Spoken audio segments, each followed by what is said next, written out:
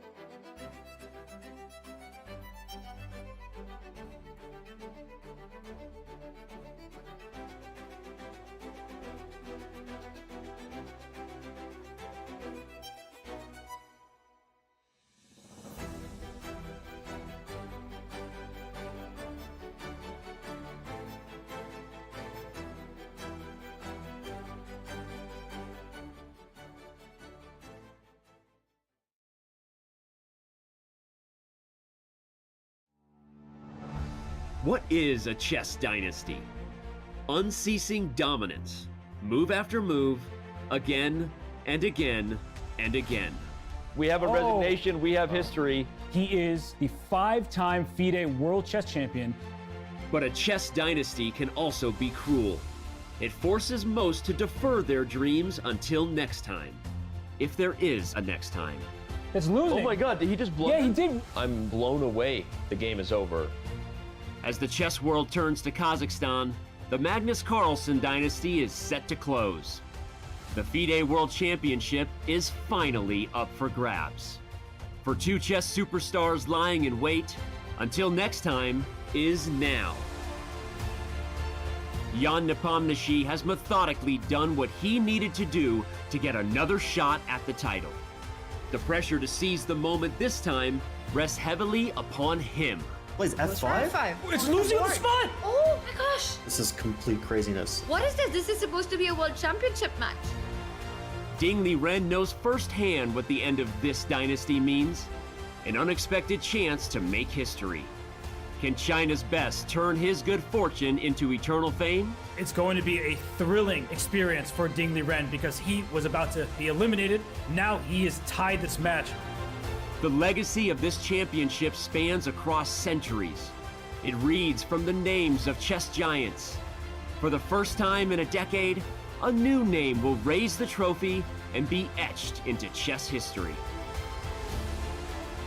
It's the 2023 FIDE World Championship. Whose name will next be called champion?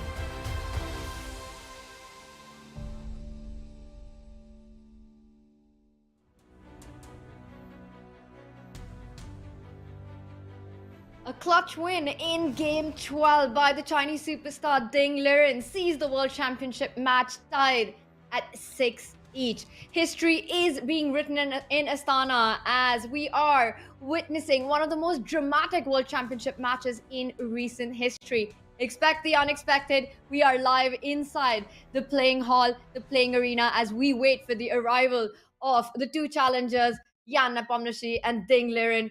Two classical games separate them from the World Championship crown. I'm your host for the day, International Master Tanya Sachdev. Alongside me, as always, my co-commentators, Grandmaster Robert Hess and Grandmaster Fabiano Caruana. Welcome, guys. Fabi, Game 12 was so dramatic. Is that the most shocking turnaround that you've seen in a World Championship game? I mean, certainly in this match. And I was going through the World Championship games of the past and seeing all the crazy turnarounds and crazy blunders. And we know that when the pressure starts to get to players, anything can happen, even to the very best. I was seeing blunders by players like Garry Kasparov and Magnus Carlsen, the best of the best in history. We know that these things can happen, but certainly yesterday was a super dramatic, super exciting, and unexpected result. Chess is the ultimate mental combat, and it will be as much about nerves as much as the play on the board. Robert, do you agree with that? Today is the battle on the board as important as the battle in Jan's mind? Yeah, it felt like one of the biggest blunders in World Championship history, at least since Chigorin and Steinitz played in 1892. But it was a very shaky affair. It felt like both players were not happy about the chess that they played. And for Jan Nepomniachtchi, the person who lost yesterday's game, he's the one who's going to have to find the mental fortitude to play today. It's not going to be easy. I'm sure it's weighing on him. But Jan Nepomniachtchi has proven that he deserves to be on the stage. I think that we have to wait, but I do think that he will be able to bounce back and play a good game today. With just 2 games remaining, there's absolutely no margin for error. One inaccuracy could cost these players the World Championship title. Well, the first half was an explosive, action-packed one, which saw 5 decisive games with a back-and-forth 4-streak white win.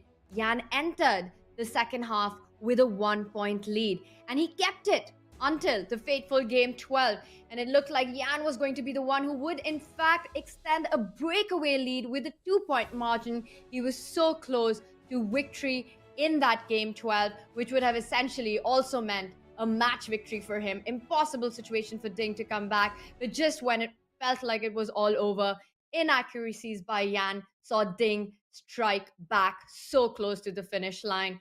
Fabi, what was your take on the action that we saw yesterday? And did you manage to get any sleep after that? Well, I was able to get sleep, but I'm not the one playing the match. I don't know if Jan will be able to. And even Ding, because, sleep can also be disrupted by the excitement and even the good emotions. And I'm sure they both realized how close it was to the match being practically finished. I think, with the small change in the game, today we would be talking about how is Ding going to try to play for a win with the black pieces. Now it's a whole different story. Now it's just an equal match. The players are 50-50. I don't think we can point to a favorite in the match at this point.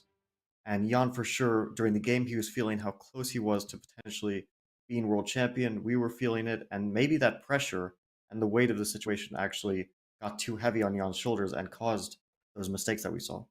And we saw Jan talking to himself, and I promise you, he was not whispering sweet nothings. He was really distraught by what happened in that game. It was a roller coaster, and the emotions do weigh on these players, and we saw that play out yesterday. We've heard Ding Liren be honest up front about how emotional this journey has been for him. So both players are feeling it. As Fabi just said, I don't think it was going to be an easy night's rest for either of them because it's been very exciting, sometimes too exciting for the players, but there are 2 games remaining, and it's classical chess. They'll have to be at it for hours.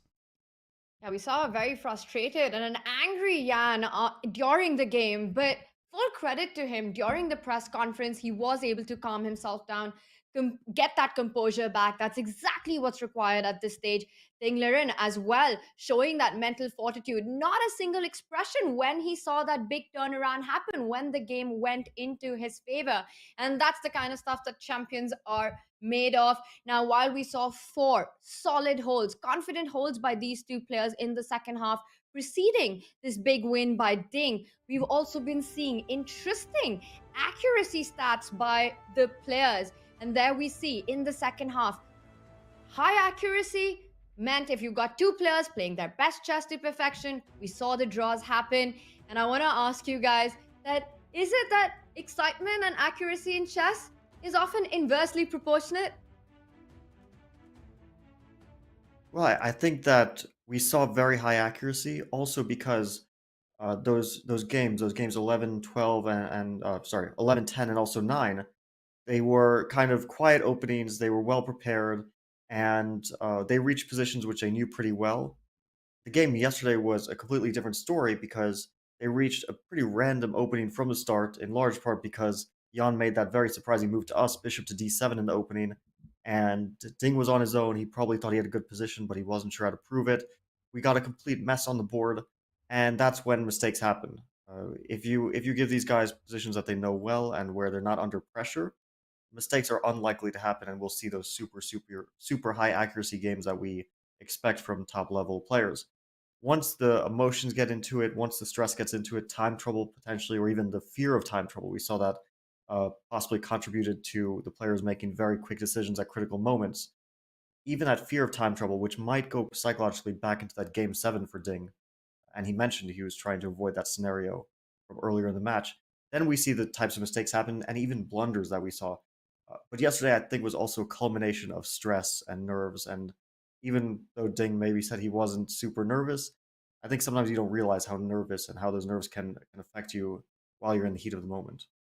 Yeah, because from games 4 through 7, we saw 4 decisive games, and even game 8 should have been decisive. Maybe if this were another event, Ding would have converted that advantage. So I think what's great for the masses, a lot of fun, is not always so good for the players. And Jan Nepomniachtchi, he's already in the playing hall, and he's wearing a different color shirt today. I would have bet on that if it were an option, that salmon shirt, that might have been thrown out. Yeah, that shirt's been burned, Robert. And we see for the first time, in fact, that Jan Nepomniachtchi arrives on the board so early on. Usually he's in the resting area, so you can feel the shift. Vishwanathan Anand, 5 times world champion, also mentioned the points that you've been saying, that this was pure nerves. And also psychologically, how much of an impact the game was on. And the battle between moves and the pressure of the match is intensifying. The players were asked about their feelings post the roller coaster game 12. Take a look. There is a quote from Fabiano Caruana who said, "There is no longer about chess, it's pure nerves. Every move is a mistake now." Would you agree to this statement? Well, I agree with the first part of his words. It's not about chess, since I know the quality is very low, but actually I'm not so nervous at the point. It seems to be the very important game, but I didn't feel it at all. I guess it's still about chess, and not the best thing to do, like to lose a supposedly winning position. But I somehow decided to go for some forcing lines and met the consequences. So yeah, I think it's pretty much chess. But yeah, at some point, of course, it was a big mess. Yeah, clearly it was an important moment. So yeah, but happens. It was about the chess, but also about the clock management that we saw. It was one of the most shocking aspects of yesterday's game was how flawlessly Jan played till a certain point until he didn't. We saw a move after move inaccuracy starting from move 27, and each of these mistakes that Jan made were made under 2 minutes. And that is definitely something that Jan has to think about, keep under control, being so close to winning a game and then messing it up because you're not taking your time on the clock. It is one of the strengths that Jan has of being able to play fast, but in certain situations, it often turns into a weakness. And that's what we saw in game 12. Now, this match was always going to be a close one. Jan Nepomniachtchi and Ding Liren, world number 2, world number 3, have played against each other a bunch of times. And it has been a very level score so far coming into this match. And now both of them with just 2 games remaining, tied at 6-6. Fabi, with all the drama that we've been seeing, and especially with the psychological aspect of the game coming into play today, could this perhaps be an opportunity for Ding to try and push with black today? I don't know if he's psychologically in that state when he's going to try to press for win with black, because he's still in that adjustment period, and they didn't have any time to adjust as well. They didn't have a rest day after the game yesterday. It feels like they would deserve a rest day, but they have to come back the day after, still dealing with the emotions of that game. And I think that the likelihood is that Ding will keep the same strategy, the common match strategy, which is play solid with black, draws a good result. You have white in the last game. You can push for a win if necessary, if you want to. If it's match tied, then it's a good situation. If you're behind in the match, you still have that chance with the white pieces, although that would be a very bad situation for Ding. For Jan, it's an even more interesting question, because then he could shut the game down, most likely. I don't think Ding would be opposed to that. But is that a good idea for Jan? I would say under the circumstances, maybe to stop the bleeding and prevent a tilt situation, go into the rest day, try to get into playoffs. Maybe it's a good decision to shut the game down. We've seen Magnus Carlsen do this, for example, in the last game against Sergei Karyakin in 2016. Everyone thought he's going to play for a win. Last game, he just shuts it down with the white pieces. He'd rather go for a playoff rather than try to break down and pretty much impregnable black defense. I think there's a big difference between Magnus Carlsen against Karyakin and this matchup, and that's that Magnus was the better player, and that was undeniable. And in the rapid format, Magnus felt very comfortable. Sure, there is variance in the quicker time controls. The lower rated player may have more chances, but I guess the big question is, who would be the favorite in rapid tie breaks? That was asked at the press conference. They kind of shrugged it off. We have 2 more games of Classical left. But who's the favorite if we do, in fact, get to rapid? And that's the big difference in this match, right? Where it's so hard to pick a favorite in that rapid time control. I would give it a 50-50 between these two players. We've seen their head-to-head. We've seen epic clashes between them happen in so many elite events. It's hard to pick a favorite if this World Championship match was to go into playoff. A big decision today for Jan Nepomniachtchi. Does he shut the game down with the white pieces, or does he take it up with the challenge that it comes with, to take those extra risks to try to create his own chances in his final white? Because if he does decide, Robert, to in fact shut it down, Ding Liren, he could try to push. Tomorrow he gets the white pieces. He was asked about his confidence level a couple of days ago. He said 5 out of 10. Do you think that's changed going into this game 14?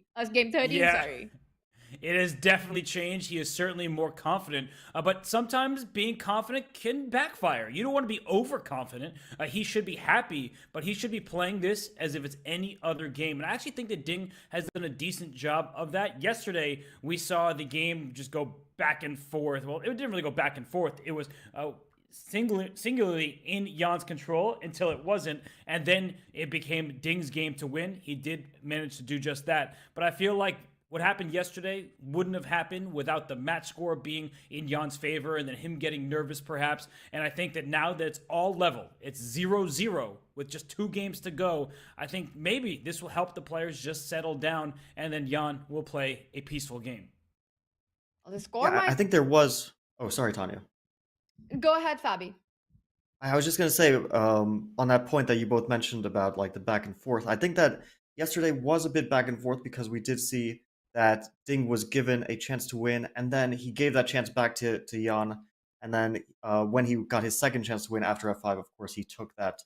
And speaking of speed chess between these players, I think it is interesting. I do remember, and I don't remember the year, but I do remember there was a speed chess championship match between Jan and between Ding, and I think that Jan won, but I don't remember the year. It might have been 2017. It was a few years ago for sure.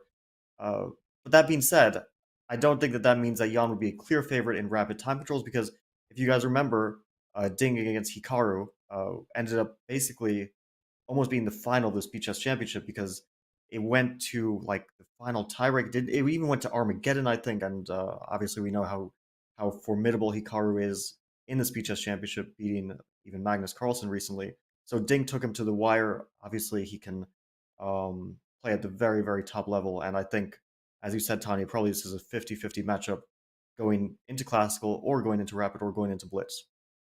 Absolutely, Fabi. And they have 2 more Classical games to play before the playoffs, and that only happens if the score is tied. Now, if one of them manages to win either of these 2 games, it's hard to imagine a comeback. There are such few games. The path to comeback is so little that will perhaps not be the case. So how much risk are the players willing to take? We saw handshakes there. The 2 of them have so much respect for each other. We see so many photographers, the tension, the pressure of that playing hall where these 2 sit for hours by themselves to try to win the World Championship is just immense, and it increases with every passing game. We've been saying that the score has been leveled, but now the stamina and the energy is not the same from when the World Championship match started. These 2 have to also navigate through their own energy levels left to play the next games. And guys, once again, before we have the ceremonial moves, Robert, 1 e4 by Nepo? Yeah, Jan Nepomniachtchi is an e4 player through and through, and I don't think the openings have been an issue for him. Maybe the exception being that French game. I think Jan has played really well. He had an advantage when in one of those draws that he was kicking himself about, but I'm just kind of loving this scene that we have right here. You see 2 worthy competitors, and you see determination. I mean, Jan Nepomniachtchi, he's changed his outfit. He is sitting there just staring intently at the board. Ding Liren looks completely unfazed. He's like, yeah, I'm just here to play a chess game. No big deal. But I think that this is setting the scene for what could be an epic finale to this World Championship. So hard, Yeah, Fabi, to I mean, even I predict just want anything. to, without making any predictions, I was hanging out with the guys from the Chess.com Spanish broadcast last night, and they were saying with the drama of the game yesterday that at some point they were like going crazy. At some point, Divis was like moving in such a way that he actually punched Pepe by accident. Like they were getting so worked up with that game. But we see e4 on the board, and probably we'll see that being played by Jan as well. And then, of course, the big question will be, what has Team Ding prepared with the black pieces? We have seen some big openings by Ding. He's tried the French here. He's played the Berlin. He's also tried to get a hang off the Marshall, but that has been countered by the anti-Marshall. What are we expecting? 1e4 is easy to predict by Jan, but Ding, Robert, what do you think he has up his sleeve for this one? I think that Ding should go back to what he's been playing. He's been quite solid with the black pieces. The opening has not been his problem either. I think he's been really, really strong in the opening phase. And now Ding, he's the one who's happier of the two players. I think he should go back to his in the Spanish. Just play the. He can play into the Berlin. He can play into the Open. I don't think he's worried in either direction. Wow. So, Fabi, no Sicilian prediction today? No, not today. E45 going on the board. Right, e5. And anti-Marshall, I think, makes a bit more sense than the Berlin for Ding, because it seems like he's moved back to that direction after his brief essay into the anti-Berlin. Great call. We've got the king's pawn opening. e5 played by Ding. And after knight c6, expecting the bishop to go to b5 on the board. Now, if Ding develops the other knight, that would be the Berlin. If he pushes the a pawn, that would be a Spanish, hoping for a Marshall, probably countered by the anti-Marshall. Ding, as always, slowing down before he shows us his choice. Yeah, a little think here, but I suspect a6. Of course, he's well prepared in both directions, knight f6 and a6. We saw that. He can play both quite confidently, which is super annoying for your opponent. But maybe Jan is also in that position where even if he's going to play for a win in this game, he'll do it in the maximum, with the maximum amount of safety. So you can, both in the anti-Berlin, you can find very safe lines for white, and also in the anti-Marshall, lines where you don't take much risk and you press your opponent a little bit. In a must-win, you might not be thrilled, but in a game where you're prioritizing safety, you probably don't mind too much. And we are seeing this being played out. So now it is Jan Nepomniachtchi's call to show us what has he up his mind on the anti-Marshall setups that we're seeing. D3, and Robert, this has been seen before in the World Championship. It has indeed, and part of me is just like, I expected this. The other part of me was perhaps hoping that Jan would have captured this knight on c6, and we would have had some jockeying for position, not a position where both sides have the same pieces. It would have been a bishop capturing a knight. So this makes perfect sense. Jan has a great understanding, a great feel for these types of positions, and this is important. He played c3 in this game rather than bring his knight out to c3 and then pushing this a pawn. So he played this early in the match, but he's going back to it. Yeah, it's an interesting system. It's actually a very fighting system. So Ding played bishop to b7 earlier in the match here. There's also a very funny line which starts with knight a5, which Vincent Keimer played against me recently, which goes knight a5, bishop c2, c5, d4, and d5, which is like one of the computer's top choices for black. And it looks like chaos, but the ironic thing is that very often it turns into a very simplified position. But Ding repeats his move earlier in the match, bishop to b7. And will we see continuation of what we saw earlier in the match, which was a4, knight a5, bishop a2, c5, and bishop to g5? That was the game which Jan won. A very impressive game. But probably we won't see the same line. I mean, usually people don't repeat the exact same ideas that they've already played, so we might see a different move here. White has rook to e1, for example. Bishop c2 was played against Jan by Yesipenko, if I remember correctly. And various other options as well. tough position to figure it out because pawns are not staring at each other. There isn't tension just yet, but you know at some point there could be an a4, there could be a d4 once you have the e4 pawn well defended. If black has time, maybe at some point it's worth striking with d5. So in this current position, we don't see pieces staring at each other in meaningful ways, but that's going to change in the near future unless Jan opts for rook e1, knight d2, knight f1, a little bit of a slower approach, getting this knight over to g3. That's usually a good square for it because it may, in fact, hop to f5 if you allow it. So this is a kind of big choice at this moment, and Jan has settled in for his first big thing. Well, I think he's going to be prepared here because of this was already played and it's one of the main lines. So knight or bishop to e3. That is a very rare move. So I guess naturally black could respond either with knight to a5 or knight to b8. Both make a lot of sense.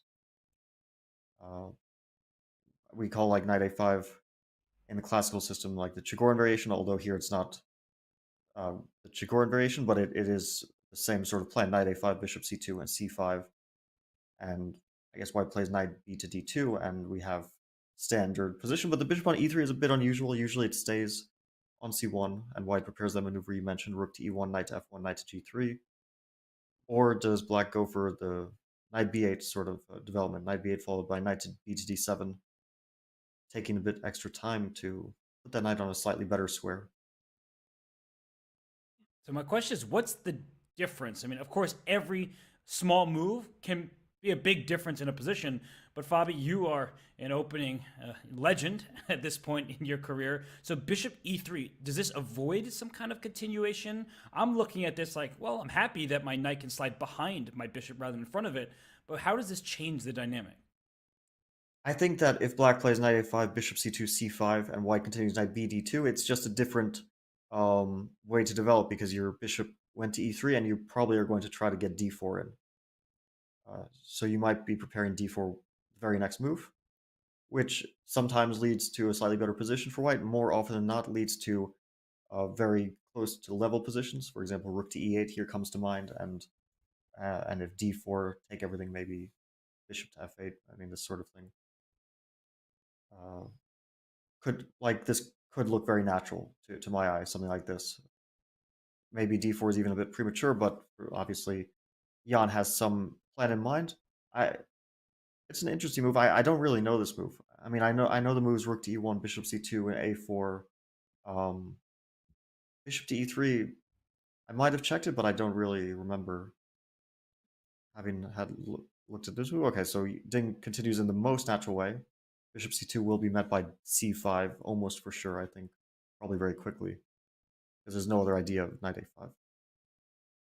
Otherwise, white would get maybe b4 and just gain time on that knight. So c5, knight d2, and we were talking about this rook e8, which looks very natural, but black can also make some other moves. But I mean, knight c6 is always an option. Preparing d5, knight c6, maybe d4 is the idea. Maybe not. it's not a very concrete position. So will we see Ding think here, or does he seems to know the position a bit? We might also see him respond quickly. Well, the last two moves by Ding, knight a5, c5, the most logical approach for black, gaining space on the queen side. He did play that quickly. But what took us by surprise, and perhaps Ding a little bit, which is why now he will slow down after making the obvious choice of the queenside expansion, is the move bishop e3. And I was checking it out. Instead of bishop e3, the other natural move that you guys were discussing, just slide the rook to e1, vacate that f1 square for the knight. It's been played close to 100 times by the likes of Alireza Firouzja, Esipenko, Saric, some top grandmasters, including Alexander Grischuk as well. The move bishop to e3 has been played 11 times. And according to my database, none of the players who chose the move bishop e3 are above 2000. And I am just shocked right now. This is, of course, some great preparation that Jan has in mind, but he's chosen such an offbeat move, which has been analyzed, I'm sure, at high depth to absolute depth in this position. But bishop e3, a move played by, well, club level players, and only 11 times surpassing that move rook e1, which is played about 100 times. Yan plays it out. Ding goes into a think tank. Fabi, can you explain this? Because I'm trying to understand what is this opening approach by Yan? Well, I think it's not a super explored direction. This c3 h3 is a relatively modern idea, and bishop to e3 is definitely not the first move that comes to mind. So rook e1, as you mentioned, the most, let's say, obvious natural move is probably what most people would be attracted to. But I think it's also one of the factors is that probably people have not analyzed this line super deeply, or at least most players haven't. So they kind of play the natural moves, right? The moves that you would make if you're playing intuitively. And bishop to e3 would not come to mind at first, and clearly this is a result of analysis and preparation into the position.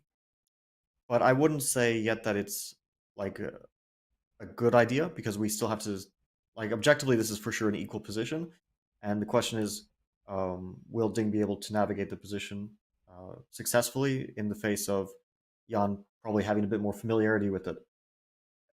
And only after we have the answer to that question will we know if this was a successful idea. But it certainly looks like an interesting idea. I would think that the first two moves that come to mind for me, for black, are knight c6 and rook d8. Both very standard moves. Knight 1, knight c6, defends e5, prepares d5, and rook e8, the other move, which looks very natural to me, is preparing bishop to f8, with the long-term idea still of getting d5. You might wait with bishop f8 with h6 to prevent bishop g5 as well. Yeah, Fabi, I mean, the more you talk, and something you said earlier is striking to me, so I just want to make this point, is that I think you're right that Jan is trying to play a3 and b4, and the bishop on e3 puts pressure on c5. So I think we can bring up an analysis board and just show this, because this is black's standard plan, is rook to e8, something like this, and you want to play for this move d5, but your e5 pawn is also loose. So if you play bishop to f8, and white plays b4, and your knight comes back here, now d5 is hard to play because your c5 pawn will be under attack, and black doesn't really want to take on b4. So if you took on b4, you'll see that the knight comes to c6, the rook on a1 is activated on its starting square. If you do in fact play d5, you may have to watch out for a knight jumping into your position over here. So this exchange, white captures towards the center, and black actually took away from the center. So white has one more pawn positioned closer to the center. I think this is the dynamic that Jan wants, and if he gets it, he'll be very happy with his position, I believe. Yeah, this is an interesting plan, a3 and b4. I think for sure black should not be capturing on b4, and we'll have a standoff of the pawns. Let's say instead of c takes b4, knight to c6 looks to me like the most natural move. And I don't think that white would take on c5 because you are allowing the d file to be opened, and the d3 pawn becomes a serious weakness. You're also isolating your a pawn, and it feels like black would have quite a nice position here. So white probably doesn't want to take, and as you said, black also doesn't want to take. So we have a standoff. Maybe black would at some point try to play a5 to pressure that b4 pawn into making a decision. This is a natural way maybe for black to consider. But before black plays that, of course, white has a move to maybe bishop to b3 comes to, or, you know, knight to b3 as well. Like you mentioned, that knight might come there. Why not do it immediately to pressure that pawn? Ask black, do you want to take on b4? You probably don't want to play c4. Take and a5 is coming to mind for me here. So you get rid of that backwards pawn on the a file. Something like this makes a lot of sense, but you could end up a tiny bit worse because you have an isolated b pawn in the final position after we take on a5 twice. Play, for example, rook to b1, or take on a5, yeah, again, and rook b1. Maybe white's a bit better here. Maybe it's bordering on equal. But this could be one of the possible natural and logical directions that play could proceed in. Really cool stuff by Yan out of the opening, coming out of a very difficult day to find an idea that is offbeat, that hasn't been explored, and then to play it even though you've got these other moves that you've already tried in the match, you've gotten good position. So easy to have the mindset to just go for something familiar, block down all the play. But Yan with his bishop e3 keeps all the pawns, all the pieces on the board. And to me, it implies that he's ready for a fight today. He might not go completely crazy, take some big risks. We might not see murky waters, but it's going to be a complex middle game. Now, you were looking at the knight retreat. Ding has a different approach, but the move order can always be switched up. That knight from a5 on the edge at some point has to drop back towards the center of the board. Ding makes the move rook e8. Yan does Yan things, comes back to the board, and immediately plays the move a4, striking on the queen side. Usually in these positions, black has the tendency to push the b pawn to b4. You want to start targeting white's queenside pawns. Is that what is that what Ding should do? Or should he keep the tension on the queen side in this position? One, and second, Fabi, I want to ask you, how impressive is this opening idea that we're seeing by Yan? It's not super different from the other moves, but it is a little different. It does force Ding to take some decisions on the board, which he might not be familiar with. Yeah, I think it's an interesting idea, but it's still too early to judge the success of this idea because it really depends on the next few moves. And I wouldn't be surprised at all if Jan gets a good fighting position. I also wouldn't be surprised if Ding neutralizes it. I do think, to your other question, that b4 is perhaps a dubious idea because I think white will take on b4. And sometimes b4 is a good idea, but here I'm worried that after cb4, knight to b3, that perhaps white will get a very pleasant position. And I have ideas of knight f to d2 and putting knight takes a5, knight c4, trying to exploit those weaknesses that you created with the move b4. Specifically, the b3 square feels like a outpost for either white's knight or white's bishop, and the c4 square, unless black can achieve d5, also feels like potentially an outpost. And if you play knight c6 here, then a5 starts to look rather unpleasant for black to me, because if you play d5, then you start to weaken c5 and b6, and I think this is not where you want to go, because I don't know what white's move is here. Maybe it's simply queen to e2, maybe it's bishop to b6, but white has a bunch of nice squares to try to exploit. So I don't like to move b4. I do like to move h6. That to me is a very, like, how can it be a bad move to play h6 here? You prepare bishop to f8. We might see this, and then the question is, what did you achieve with a4? One idea I can think of is that white can like take on b5 followed by d4, and then if we exchange everything, suddenly the b5 pawn in the end is now a hanging pawn. Which doesn't necessarily mean an advantage for white. It just means that white probably gains a tempo on this pawn, and black might have to play a move like queen to d7, for example.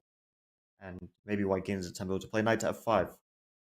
But if this tempo means a whole lot, hard to say. Such an interesting dynamic. I mean, you're talking about a bunch of different plans here, and in fact, Nepo's decision to play a4 is different than what I was mentioning earlier. So there are many branches in the opening stage. It's not a forcing line. This isn't some sharp tactical affair. No, this is going to be a positional battle. And I think what Fabi was just saying, that b4, it's too committal. You hand white some key squares, some key light squares over on the queen side. That's probably not the way that Ding wants to play this. But then it begs the question, is a takes b5 a threat at some point? Is that really what you need to be worried about? Should the knight just go back to c6? That looks like a completely viable option as well. And the bishop is outside on e3. Typically, the bishop is sitting on c1 in positions of this nature, and the rook is on e1, and you're not as active. And one big plus is if black does decide to play bishop f8 before playing h6, I think this is why Fabi kept mentioning h6, is that white could play bishop to g5 at some moment and get rid of this knight, making it harder to play d5 and making black's control over the center less of a strength. So I think that it's a very interesting moment where Ding is doing the right thing by thinking, but just because he's thinking does not mean he doesn't know what to do. It's just that these nuances are essential at this stage of the game. We're 13 moves in.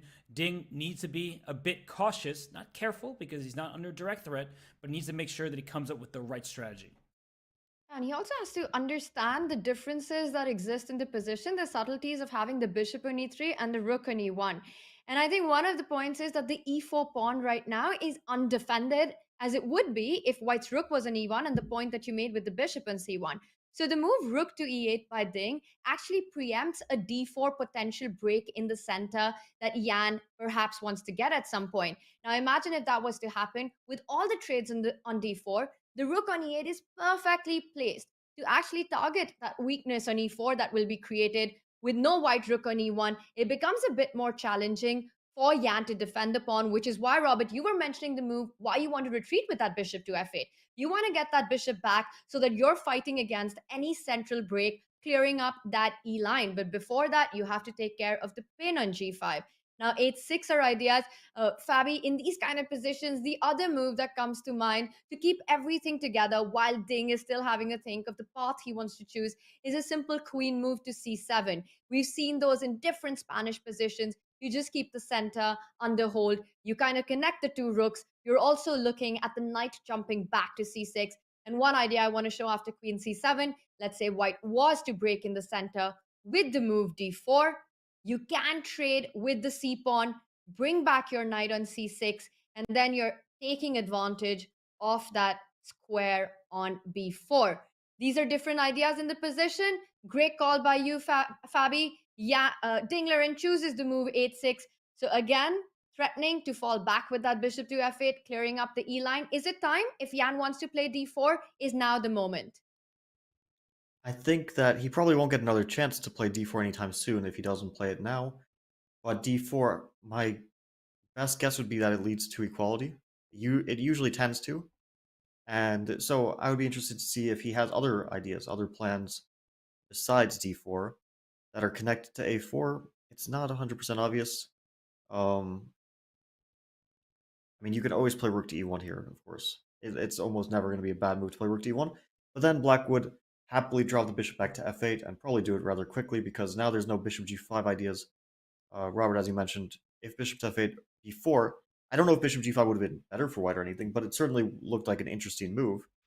And that's the best you can hope for against the marshal, right? It's not like you're getting an advantage straight from the opening. So that's exactly why Ding chose to first play h6.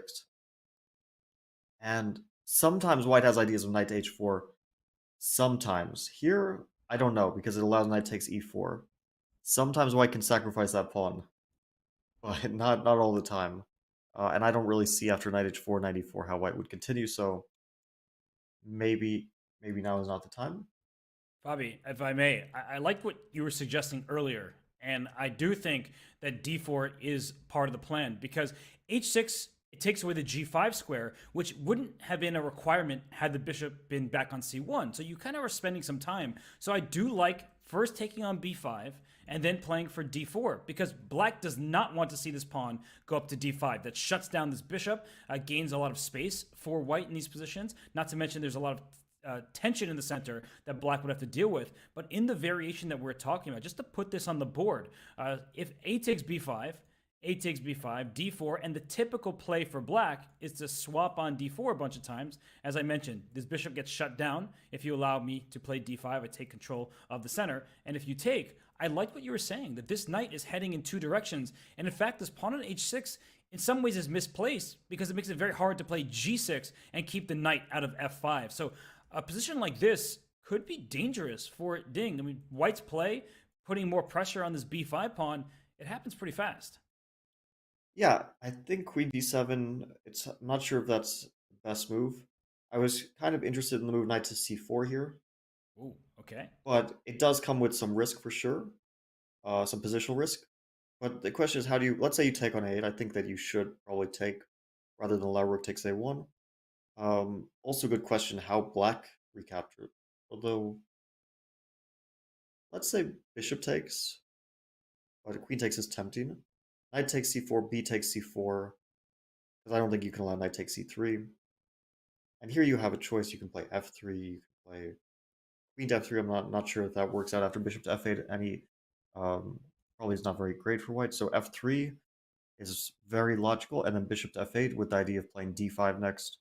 We don't have a bishop a4 at some point. That's going to be pretty annoying for black. Oh, bishop to f8 will allow bishop to a4. That would just potentially be a disaster for black. So you can even do it immediately. Yeah, that's what I was thinking.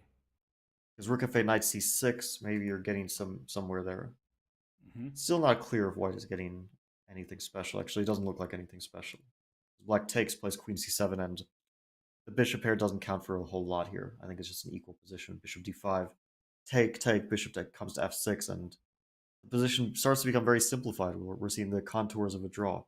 So maybe bishop a4 connected with f3 is the good way to go. And perhaps white can count on a bit of an advantage here because knight to f5 is dangerous, and d5 allows e5, which is probably not what do you want to do to your poor bishop on a8, which starts to feel like how could you do this to me? You did to yourself, you know. You're the one who suggested it. But no, that's the bishop talking there. Oh, okay. I thought you were saying it directly to me, and it kind of hurt. As your friend and co-commentator here, it felt, like very directed towards me. I'm taking responsibility for playing d5.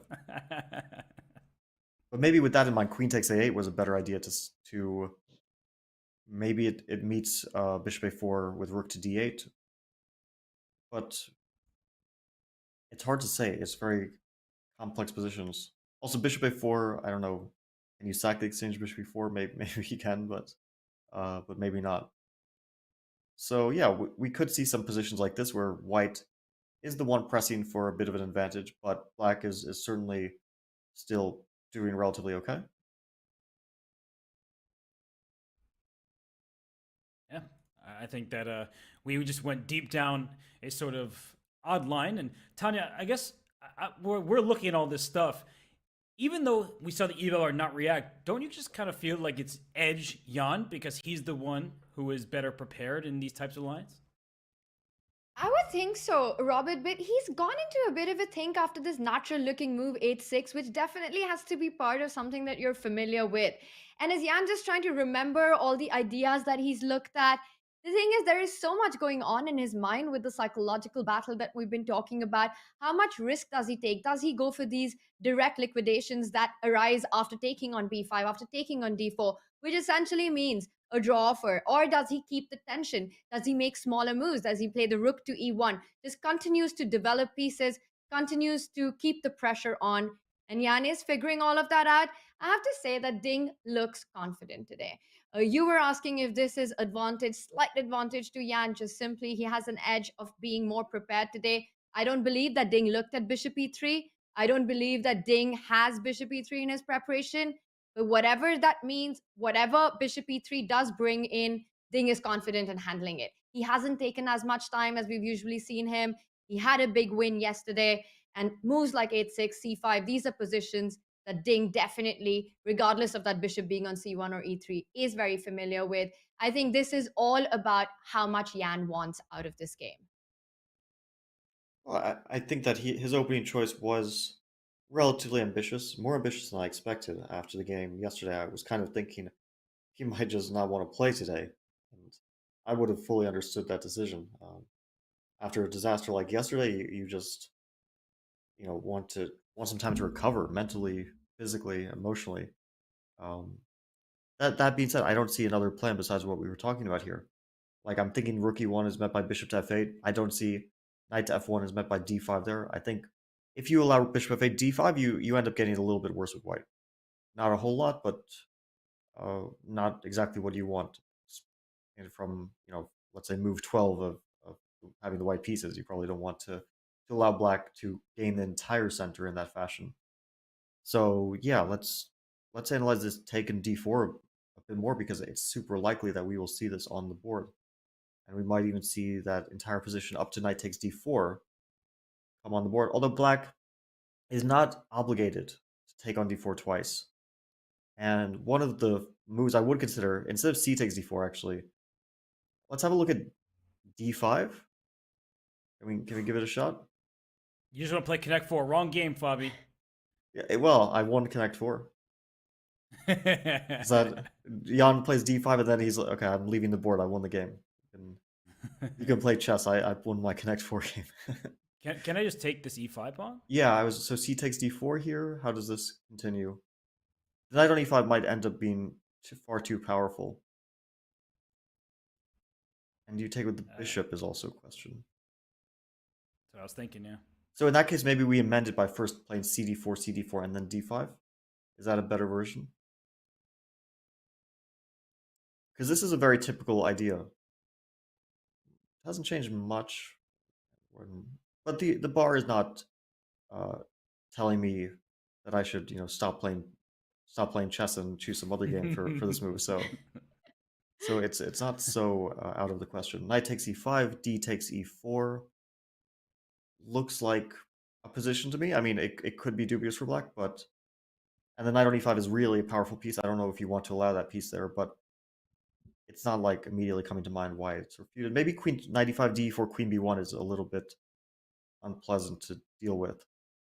You know what's funny, Fabi? I mean, your brain is just bigger and better than mine, but queen b1 was never a move that I was considering, but it makes perfect sense.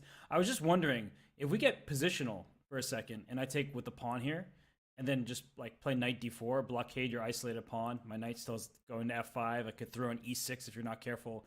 b5 is under attack. I was just thinking that this, at least when I was visualizing it, looks very pleasant for white. Yeah, I think you're right that this could be a real problem for black here. And the bishop on b7 is sort of a bad piece here, the pawn on e5. I think it really comes down to, is that pawn an asset? Very often it is, but sometimes it ends up being attacked. For example, there's a move like bishop to b4. It's kind of potentially natural. And if the knight on d2 goes to f3, then knight c4. So it becomes semi-concrete, but from black's point of view, yeah, it's something like this could be okay for black. From black's point of view, you're taking a lot of strategic risk, which you might not want to. And after bishop b4, I would be worried about stuff like knight takes e4 followed by e6. Things like that are potentially extremely dangerous for black, because if you play f takes e6 and then you drop the b5 pawn, it turns out white has probably an excellent structural advantage. Or even queen to g4 here is, coming to mind and could be dangerous. So I don't think we'll see d5. Arrows? I think we need enough. I think we need a few more. Rook a to d1 is also an arrow. So. There we go. Different color too. You're welcome. This looks obviously very pleasant for white. So, I mean, the more I think about this, right, that it feels like Tanya will likely see what we've been analyzing with pawn takes on b5 and pawn d4. But what do you think Jan's thinking about? Because it's a very natural continuation. Again, he's thinking about how much he wants to liquidate at this point. Not a single pawn, not a single piece has been traded. They're all on the board. He knows that those lines that you've been mentioning, now, the one that you were looking at with d5, it just felt like too much risk by Ding. At this stage, I don't believe that Ding, if he was posed with this position of the pawn advance on d4, he will try to go into those chaotic positions of just another counter d5 move. I think he would be happy to simplify, but the thing is that those positions give so little to Jan, and he knows it. And he also knows that tomorrow tomorrow will be a rest day, but the final game, Ding has the white pieces. So again, the big question for today and how much action we're going to see just completely depends on how much Jan wants to be ambitious with. Yes, bishop e3 hinted that he wants to try for more, but now what next? In these positions, d4 is the central break, the only break that white often thinks about. But if that's all that you've got, that leads to these simplifications. And look at Jan. He's not looking at the board. He's trying to understand that, does he go for it now? Does he wait? Does he keep the pressure on? But one thing's for sure, guys. If d4 was on the board, Ding will trade on d4. And I do not see him playing that move d5. Come back with that knight to c6, or put that knight on c4, trade off the pieces with the black pieces, call it a day if you can, as quickly as possible, and say that you will take your chances with white. Yeah, I'm with you. I agree as well. I don't think d5 is likely at all. It's a really risky move, as you mentioned. It's a fun move to analyze, but it might not be fun to play in a world championship match. It's a lot more comfortable to be analyzing from the comfort of our commentator studios rather than potentially putting it all on the line with a move like d5. I think that after d4, or take on b5 and d4, black will probably trade everything in the center, and potentially that queen d7 move would be played. That's coming coming to mind as, or knight c4. One of those moves is coming to mind as very, very logical. And the thing is, that queen d7 move that we were discussing a bit, I am a little bit worried for black there. So we see d4 played immediately, but it probably doesn't change. Oh, you know what? It might change a bit here because maybe knight c4 is less attractive for black in this version. So this. So with actually, is it less or more attractive? That's what I was trying to figure out because the eval bar did just go down, so maybe that helps. But if we analyze, because it's a very direct sequence, the big change is that once knight takes d4, knight c4 happens, you're going to take on c4, and now the a file isn't open. This pawn on b2 is kind of a weakness. The pawn a4 maybe isn't really that good either. And the eval bar says that black may even be the side slightly. It's about level, but slightly for choice. Maybe Jan has made his decision on this in the center of the board. He decides to go for the break immediately. D4 has been played, and now Ding has to think about the subtleties of the b5 pawn still being on the board. No trades have happened on the queen side. All these ideas of the knight jump, as the players are not on the board. Ding will return soon. We will take this opportunity to go into a short break, and we'll be right back.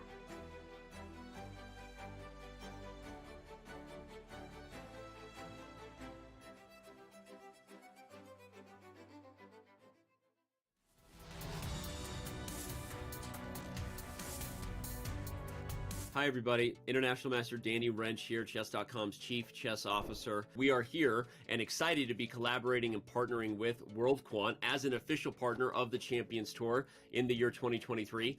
I'm now speaking with Chief Strategy Officer for World Quant, Natish Maini. The people have met us, and now time for the big questions. Jumping right into the basics, tell everybody a little more about World Quant and what exactly is it that World Quant does? Thank you for having me, Danny. And you already introduced me. I'm the Chief Strategy Officer at World Quant. World Quant is a global asset management organization. It was founded by Igor Tulchinsky in 2007. World Quant today has over 850 employees who are working towards designing investment strategies in multiple asset class across global markets. World Quant believes in empowering the ideas of the talent across the globe, and we have 23 offices in 13 countries today. Amazing, amazing stuff. So tell us now a little bit more about this project called World Quant Brain. So World Quant is built on the belief that talent is global, but opportunity is not. And we strive to take this opportunity to everyone around the globe. World Quant Brain has been designed as a tool which empowers us to take that opportunity to anyone. That's fantastic. Seriously, that's amazing. I had no idea about that, learning about this along with our viewers, and obviously as a website and a company with a mission to also connect global communities and increase the opportunity for chess, that makes it even more of a natural partnership. Tell me a little bit more from World Quant's perspective why you guys run the IQC. So World Quant has this mission of democratizing quantitative finance. And International Quant Championship is one of the tools we have to spread the message about this opportunity which World Quant is offering to everyone to be a quant in the world in the quantitative space. And International Quant Championship empowers the individuals to utilize their ideas and show that they can do it, and gives us an opportunity to take this message to them wherever they are. That's great. Now, you said the finals will be in person. Was I right that it'll be in the Bahamas? That sounds like a pretty great location. Can I come? Yeah, absolutely. Absolutely. And I can? Okay, so I don't know that I'm qualified to be in the IQC, but tell everybody a little more. So the finals are going to be in the Bahamas. What will that be like for those who make it? Yes, so the finals, as you said, is planned to be in Bahamas for the IQC. So World Quant celebrated its 15th anniversary last year in 2022. To celebrate that occasion, we are getting the whole World Quant organization together in Bahamas this year. And we decided that we will organize the finals of IQC at that event. So this will give an opportunity to our finalists to meet the World Quant team in person. It will give them an opportunity to watch the culture and rigor of the organization. And we are very excited that everybody will be able to get together at that event in Bahamas. Well, this has been awesome. Natish, thank you so much. This is where I remind everybody it's their chance to get involved in the IQC, the International Quant Championship. You can use the command IQC. You can visit the World Quant Brain website. We encourage you to do so ASAP. Registration is open until May, so it's time to jump in. And maybe you'll get to meet the CSO and others in the Bahamas. Maybe I'll be there. I don't, if I'm lucky. I don't know, but it sounds like a great time either way. And Nitish, the Chess World and the Champions Chess Tour thanks World Quant for their partnership. And we're looking forward to the rest of the year together. Thank you, Denny, and good luck to the community for participating in IQC.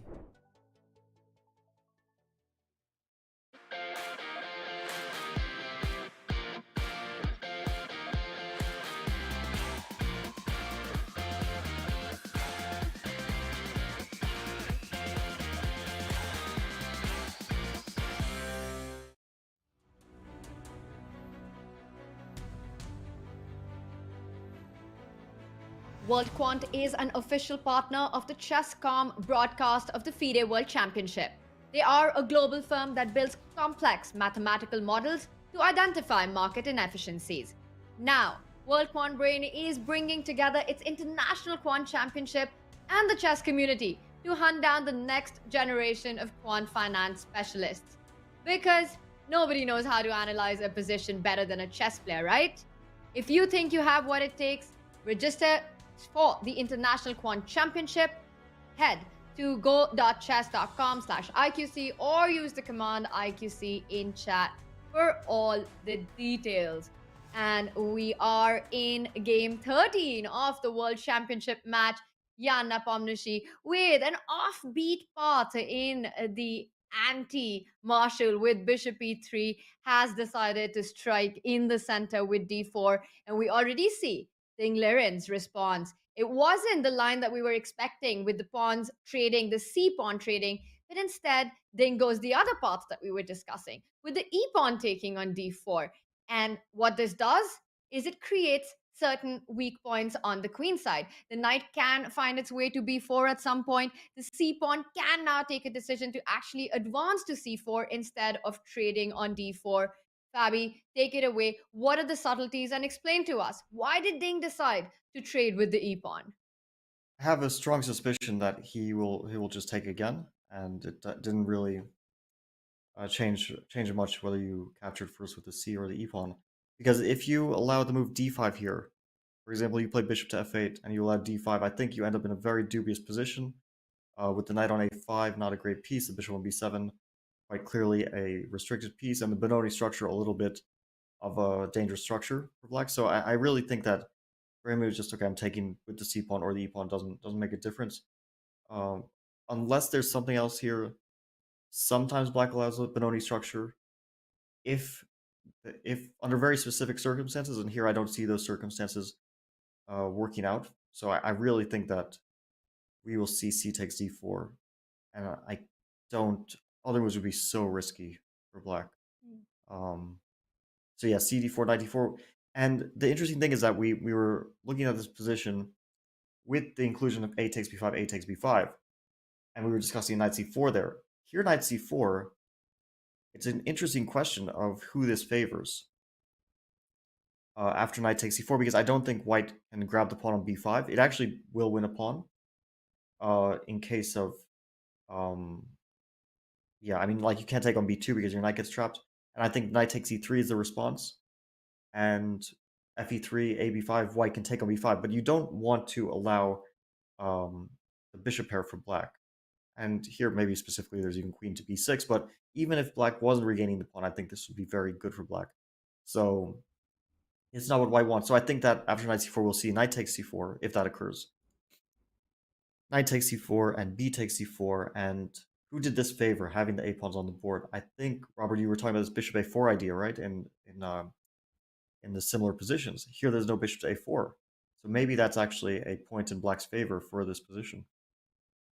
Looks like it, because bishop a4 was the one active try to kick this rook out of e8 and try to discombobulate black's forces. I feel like this position is one where, why would black be worse? The e4 pawn is targeted in the center. The b pawn is backwards, so eventually you can put some pieces along this file. And the a6 pawn, hard to get to.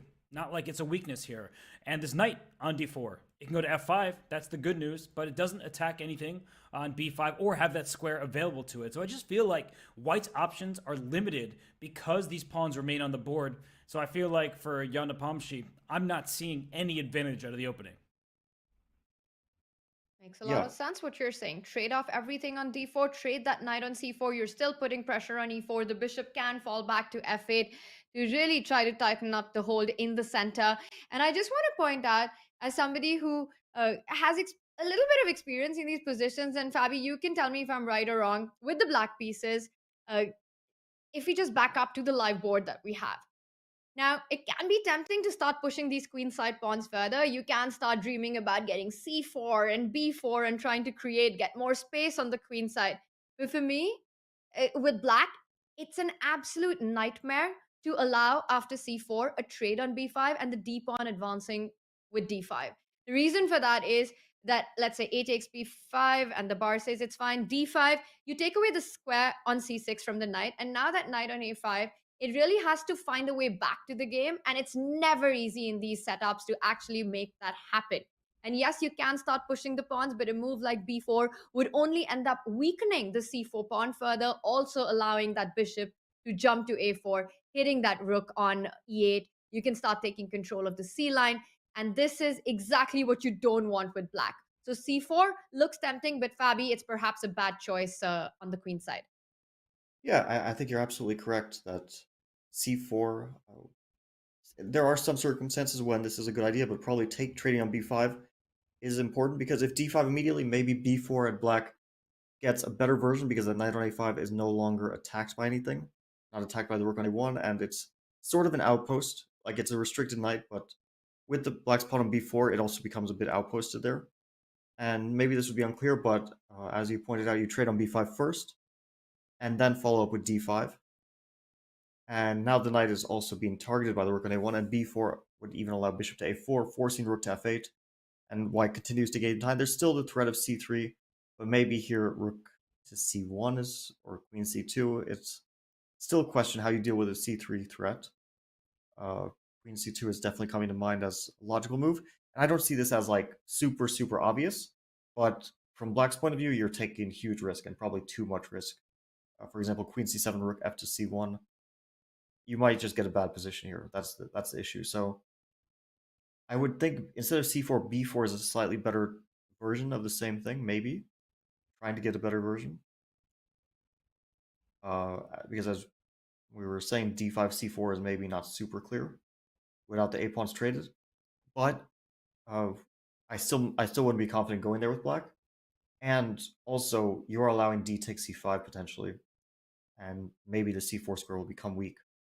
Maybe queen to e2 here. And it's also a question if this is okay for black. And then we saw them. He was reaching out to make a move, but he pulls back. So just double checking his lines, he will be taking a decision of what he wants, the kind of pawn structure he wants in this middle game. And Robert, we often talk about these critical moments being based on calculation and tactics, but actually these are also part of critical moments in chess, where you have to slow down to really decide the kind of pawn structure, the fixed structure that you will probably have for the rest of the game. And it's a good idea in moments like these, when you've been offered a trade, to actually take your time to decide which way to go. b4, as Fabi's pointing out, c4, or to take on d4. Yeah, these are really important strategic decisions. And once you push a pawn, it doesn't move backwards. That's obvious. Thank you, Captain. Yes, that's me. But the issue is when you push pawns, you also leave squares behind. So if you play b4, we've been talking about how the light squares, for example, the c4 square might be available to white's pieces. And if you push the c pawn, well, no longer do you control this d4 square. And when white pushes the pawn forward, the knight can slide into d4 and cause black some serious problems. So I think it was a really nice point that you two were making about the inclusion after c4 as being not the best move because you could take on b5, whereas b4 leaves that knight safe and sound where it is, and d5, it's a position where black would be cramped, and that is why Ding Liren eventually chooses to take on d4. But he was just processing the information. He could have played that move in 2 seconds. I think we all expected him to take on d4, but I like the fact that he slowed down, because in this situation, if you believe that you know something, you could be wrong. So it's good to double check, especially after yesterday's game where the bar was on a seesaw going up and down and back and forth. So I think that it was a right choice by Ding Liren, both on the board and the way he executed his move. Yeah, I think this is. It was definitely good for him to pause because these are complex strategic moments, but it was a good move for sure. It definitely seemed like the right move, especially under the circumstances when a draw is a good result, right? So you don't want to go for some very, very double-edged positions. And I think we'll see knight takes d4 because bishop takes d4 is kind of inviting knight c6 a lot of positions and doesn't make a whole lot of sense to me to put the bishop rather than the knight in the center, attacking b5 and preparing to go to f5 potentially. Knight d4, let's look at this knight c4 a little bit more because I really think it's an interesting position. And I don't think it's super, I think it's very double-edged anyway because white can take an f3. And Tanya, I think that you mentioned this move bishop to f8 to prepare d5 in this position, which definitely looks like the most natural move. And here I'm wondering, is a5 a move? Because d5, I want to prepare bishop to a4. And it's a little bit double-edged. I mean, definitely white is taking some risk as well, but maybe rook to e5, although it's, not a move that comes to mind immediately. But how are you dealing with this bishop to a4 idea? Maybe it's simply rook to c8 is actually the right way. Question, Fabi, is knight d5 not a move here? Is that something that black can consider to try to counter bishop a4? Yeah, for sure. It's a definitely a move you'll calculate. But after bishop to f2, I didn't see the follow-up, and it felt like you're just losing time with your knight. You can go to f4, but you might continue to lose time with that knight. And knight f4, queen d2, it might not really work out for black. There's some tactics like knight f4, queen d2, queen g5, bishop to e3. Knight takes h3 is met by king to h2, and probably white is ending up winning the game, in fact, because that knight gets lost. Show everybody it's check and you can't take it. No, the pawn is pinned, but after king h2, you were tricky and clever, but too clever for your own good. You're going to lose your knight since your queen is under attack. This is a very interesting variation. That was actually a very important one. So yeah, the knight d5 is one of the moves that you calculate first, and then you probably think with white that, yeah, I'm not too worried about those sort of knight hops because black might end up losing a lot of time with the knight instead. But I think a calm move here, rook to c8. The idea is after bishop to a4, the rook can go to e5, and there's no knight c6 ideas. So I just nipped that whole knight c6 in the bud. And now a5 is hanging, so it's super double-edged, even if you lose the a pawn. Still white has some positional trumps. So it's not like it's the end of the world for white there just because you potentially lose that a pawn. But okay, we see quickly knight c4. I think we'll quickly see take in f3 because what else? Nothing else is coming to mind here for white. But Ding is confident. I think he's seen this bishop f8 line. He judges it probably correctly to be a fine position for black. And overall, I guess, yeah, outcome of the opening was not bad for Ding at all. He more or less equalized and seems quite confident with the position as well. Fabi, I don't really think he just equalized. I'm starting to get the sense that he can play for an advantage. And not including AB5 is going to come back to haunt Jan to some extent. Because in the positions that we're seeing, I mean, knight takes c4 is really the first move that comes to mind, and maybe the only move. You don't want to allow knight takes bishop over here, and knight takes b2 is another threat. So you want to play knight takes c4, but after b takes c4, this e4 pawn is difficult to defend. We were just showing that in the line, and I think we could have even been very direct in those positions and just decided to strike with d5, which we didn't play, but I do think that Ding will consider it. So I'm worried for Jan Nepomniachtchi. I don't think he's losing, nothing like that, but if he doesn't find a series of accurate choices, I feel like he will be on the defensive here and in an uncomfortable position. All right, Robert, I'm going to try and channel my inner Jan. It never works when I do it, but I'm going to try it regardless. So knight c4, you're absolutely right. I can't imagine Jan wanting to give up that dark squared bishop. The b2 pawn is hanging. With all these threats, you definitely capture that knight on c4, right? So let's say knight c4, b takes c4. And I also want to point out, just notice that, well, a decision that looks like the only one on the board, Yan usually is so quick with them, but today we see him slowing down at even moments like these. And that just shows that is a reflection of the impact of what we saw in game 12. Now, I was talking about trying to channel my inner Yan here. E4 is hanging, but what if white tries to target that king side? My bishop is on e3, nicely placed. I go knight f5. I love that square for the knight. I want to jump in. Can you actually take that e4 pawn? Because I'm really hoping to get my queen to join the attack. Queen g4 is a dream for me. And it seems like it's fine here. I'm threatening a mate in one. I'm attacking your knight. I still don't see the follow-up after a move like bishop g5 maybe. Or knight g5, bishop g5, one of these two moves. But if Albar seems to say white's doing fine, can Yan try to create some complications on this king side, trying for initiative, giving up that e4 pawn? Is knight f5 an option? Yeah, for sure. But I think after knight f5, we would almost certainly see the very circumspect bishop to f8. Because, yeah, these knight takes e4, queen g4 ideas look dangerous, but now I'm just threatening to take on e4 with the bishop, and after recapturing with the rook, and you don't have any queen g4.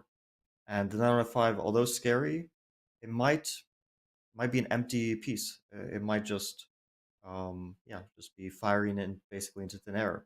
And if f3 here, that's when I start to get worried for Yan, because then d5 comes. And if you can't advance to e5, you lose the pawn. I guess you can sacrifice, but probably you don't want to.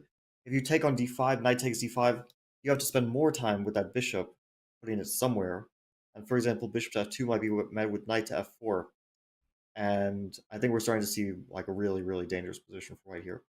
And also one where white has like no objective chances to play for an advantage. So just overall, actually G6 might have even been stronger, I just realized, instead of knight f4, because G6, the knight moves, and knight to e3, and potentially bad stuff for white. So also, what you mentioned before, the b2 pawn as a weakness, I really think it is potentially a serious weakness in endgames, because very often if it's attacked and it tries to move up, then it creates a pass c pawn for black, because let's say somewhere c3 might create a pass c pawn, or tactically even knight to c3 might be an option somewhere. So not concretely, but in some positions, b2 may be a weakness.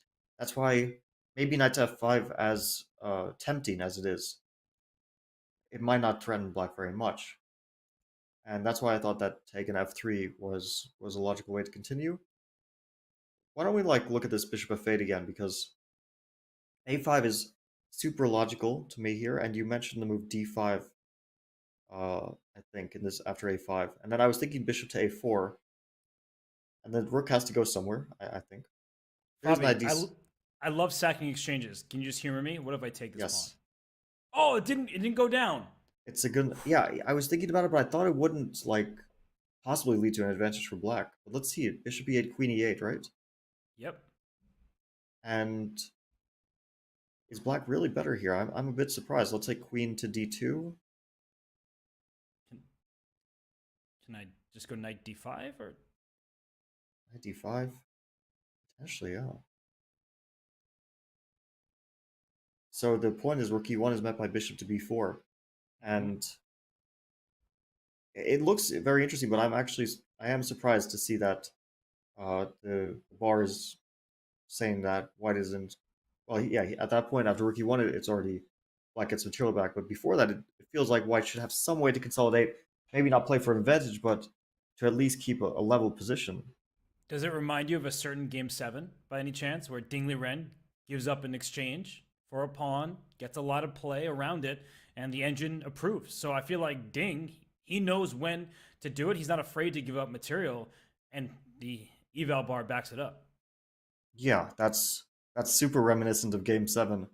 I hope for Ding's sake, it's not going to be entirely reminiscent of Game 7, because that would be too much for one match to have two promising exchange sacrifices backfire. But yeah, this is a very nice exchange sacrifice. In fact, I'm really warming up to it. And I promise it's because you suggested it, and I appreciate your ideas, and not because the eval bar says that's good. It's really all because that I trust your sacrifices. I know that's true because I sacrificed the queen in yesterday's commentary, and you like the idea even though it's completely losing with proper defense. So I do know that, Fabio, but thank you for the words of affirmation. But I mean, in all seriousness, at this point in time, I am getting worried for Jan Nepomniachtchi, and the more he thinks, the more I feel like he's trying to come up with another variation besides taking this knight on c4, because it's such a natural move. Someone puts a knight, attacking your bishop, attacking your pawn, that does he have an alternative? But you cannot really give up this bishop and hope to have any sort of advantage. I think you're just fighting for equality. There are 3 threats on the board that black has right now, right? You're attacking the b2 pawn. You're attacking a trade on, well, threatening a trade that will suit black more than white in this position on e3. And you're also threatening to actually pick up that knight on d2, a key defender of that e4 pawn, and potentially win a central pawn. You can't allow that black knight to actually stay on c4 for too long, Robert. It's hard to even come up with an alternative which doesn't immediately, well, either has a strategic disadvantage of a bad trade or ends up losing a very critical pawn in the position. I think for Jan right now, it's a moment to slow down, to really think about what's the follow-up. These lines that you've been pointing out with knight c4, all my attacking ideas of knight f5, Fabi, crushing them completely is not an option. I have no idea how you're so good, Fabi. But knight f5 was a move that I would have loved to see on the board, but not possible because black doesn't care about the central pawn, simply retreats with the bishop. Good stuff on that. I think for Jan, the question is, what is the follow-up after the trade on c4? To me, it feels like Jan is not the same confident Jan that we have been seeing before game 12. Usually these kind of moments, even if he's struggling to find a follow-up, he would immediately snatch the knight on c4 and then play the move, get up and leave. We've been seeing him take his things, and look at the clock situation as well. It's pretty much level. Jan has taken his time in the opening phase, quite a lot more than what we're used to seeing. And these are all the impacts of what has happened previously. And while Jan thinks, I have a question for you, Robert, that we've seen the score level out after 12 games. It's 6 each. But if we look at the chess that the two players have played, incredible action. By the way, we do have a move. Jan plays the trade on c4. We have been discussing this. And of course, the big question will be, has Jan also decided what to play on the next move, or will he take a think? While he leaves and we wait for Ding to return, Robert, the question I wanted to throw at you was that which player's quality of chess has been better in this match so far? Wow, that's a really, really difficult one to answer. I think people have heard me say that I think results don't tell the full story, and I stand behind that because yesterday's game, for the majority of it, it was Ding who was getting outplayed, but then suddenly he won because Jan went awry. In game 2, Ding lost that game, and that was very one-sided. Jan earned that. And I think between games 4 and 7, 4 and 6, the player that played best won. But then in game 7, I don't actually think that Jan played a better game than Ding Liren did. I think that Ding, he froze. You had the call for that. And then in game 8, it was a draw, but Ding Liren also played better. In fact, Fabi, I believe yesterday you said in those 2 games that Ding scored half out of 2.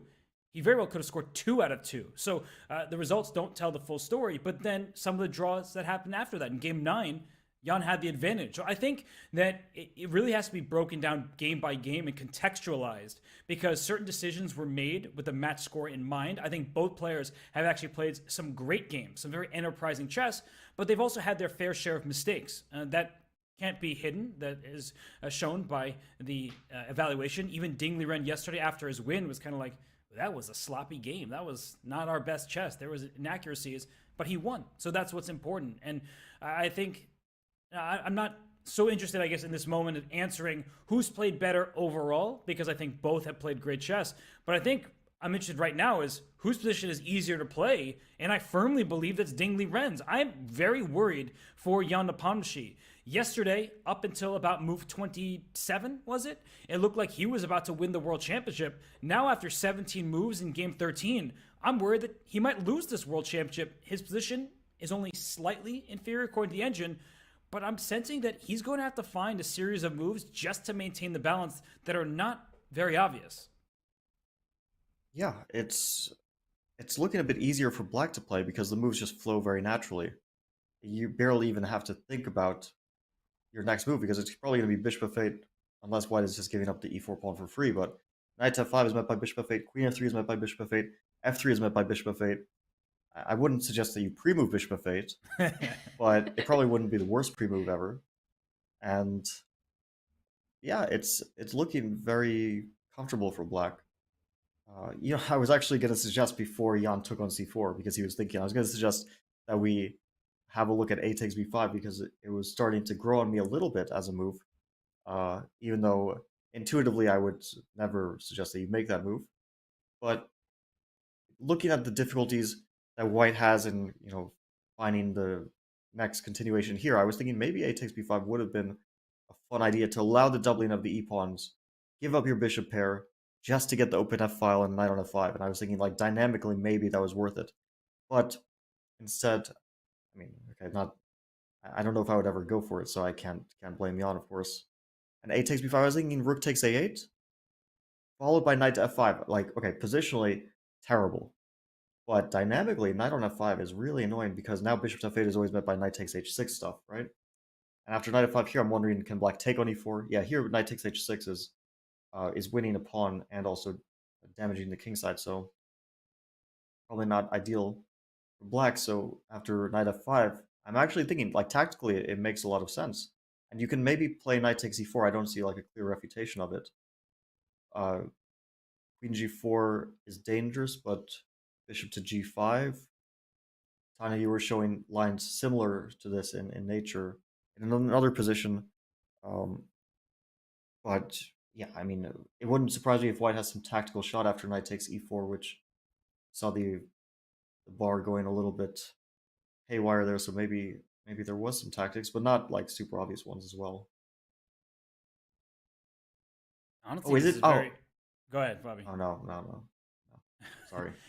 No, don't be sorry, but there are so many interesting possibilities here. It's kind of like yesterday, where the engine is screaming that some side is winning, but the position is really complicated, and from a distance. That's the thing that everyone, I hope you understand about chess, is once you have the position on the board and you're armed with the analysis, with the eval bar, we don't even have the moves, we just have the number that the engine is spitting out. It's much easier to play, but these players, they can't take moves back, so they have to see this position and properly assess it, and it looks like black stole a pawn in the center of the board, and after queen g4, there is this bishop g5 move, looks to save the day. Not easy to evaluate a position of this nature. Yeah, and you feel like even in worst case, white has some bailout here. So it's one of those positions where black might lose, or white has a bailout into a draw in probably a number of ways. So not something that's super attractive, but I am actually searching hard for the refutation, not really seeing it. I'm going for this. Does this work? Yeah, but bishop f6. Knight h6, I don't think it matters. King to h7. I was thinking about this one, but it doesn't seem to work out. You have that like issue where you everything you played was brilliant, but you just ran out of pieces. Like, that's the only issue. You deserve to win, but you ran out of pieces to sacrifice. Tanya, I think he's being nice to me by saying that. Get a room, guys. But all these lines that we're looking at, it just feels as if white has to be really careful right now, because it's so easy for Ding to make the next few moves, also to get that edge, to start pushing the position. And with taking time on the clock, we saw him there shaking his head a little bit, not pleased with the outcome of the opening. Now, Jan, on a good day, is second to none. He is an absolute beast, can beat any player in the world, including Magnus. And wow, we see a move by Jan. He makes the move f3. It's a committal pawn moves, Robert. You can't take a pawn back once you moved it forward. And we see that it has been awarded by the dreaded question mark. Is that a mistake by Jan? I feel like that's harsh. And I think that in this position, f3 is the most natural move. The eval bar did go into black's favor, and bishop f8 will undoubtedly be played here. Seems obvious. And threatens d5. And look at that. Ding sat down and played that move instantly. I told you, I'm really worried for Jan Nepomniachtchi. This game is already turning in black's favor. Ding Liren's ahead on the clock. He's pulling a Jan Nepomniachtchi. He's making his move, going to his rest area, coming back when it's his turn, making a quick move, and now has the upper hand. So I don't think f3 was the mistake. I think not playing a takes b5 was the error. And we saw this in game 8, actually. It was a similar situation where the eval bar didn't react so much. But Tanya, when we were commenting with Anish was saying that Jan should have included a pawn capture on d4, c takes d4, c takes d4 in that game. And here he definitely should have included a takes b5, because in these types of positions, he would already have access to the a4 square for his bishop and things of that nature. So Yeah. I am worried for Jan Nepomniachtchi right now. I think black has a serious advantage. You're absolutely right. In that game, not trading in the center was what caused all these big problems where Ding Liren was so close to actually equalizing the match in game 8 itself, but Yan finding that final resource with Queen H4, a kind of a semi-bluff, survived that one. And Robert, to just follow up on the point that I was making, Yan, when he is feeling confident, when he's feeling good, it's so hard to imagine anyone in the world beating him. But when things start to not go his way, when something goes wrong, we've often seen, well, we've seen it enough times that Jan does struggle with dealing with that. And it happened in 2021 after game 6, what we saw yesterday, game 12. Jan has to make sure it's not a repeat of that. He has to be in control of his mind because just 2 games remain. Any inaccuracy, any big mistake right now could cost these players the World Championship title. And the point that you're making about that trade on b5, the most crucial difference of that is the activity of the light squared bishop for Jan. That bishop on c2, which right now just looks like it's not doing anything behind his own pawns, could have had a fantastic square on a4 and make life very difficult for Ding Liren's rook on e8, because it's hard to come up with a nice square for that rook. So Yan, missing that slight subtlety, now has to be really careful, has to find a way to neutralize the slight pressure that Ding is building. To me, it feels like a role reversal. Ding playing confidently, Ding playing fast, having the easier moves. Yan, the one we see him more on the board. Fabi, are you feeling the shift in the players? And more importantly, how does Yan follow up to make sure that these ideas of d5, he can take care of them? I think we're going to see a5 because it's a logical continuation of what he's done. And another exchange stack, it's very likely that Ding will be tempted to sacrifice that exchange because it did look quite pleasant for black. And otherwise, the thing is, if you play this sequence of moves, take on c4 and f3, rather than going for something a bit more concrete like a takes b5 or a bit more adventurous, let's say, then you have to consider bishop to f8. And it's possible to let's say your calculation goes like this. I think it's a very natural way. You kind of calculate bishop f8, a5. You see d5, bishop a4. You see that the rook goes anywhere and it starts to get harassed, like rook to e7, knight to f5, for example. Things like this, you're like thinking, okay, it looks interesting. I'm attacking stuff, it's promising. You might even see knight to c6 here and get semi-excited. Let's say rook e7, knight c6, and then bishop b6, and that might be where you stop your calculations.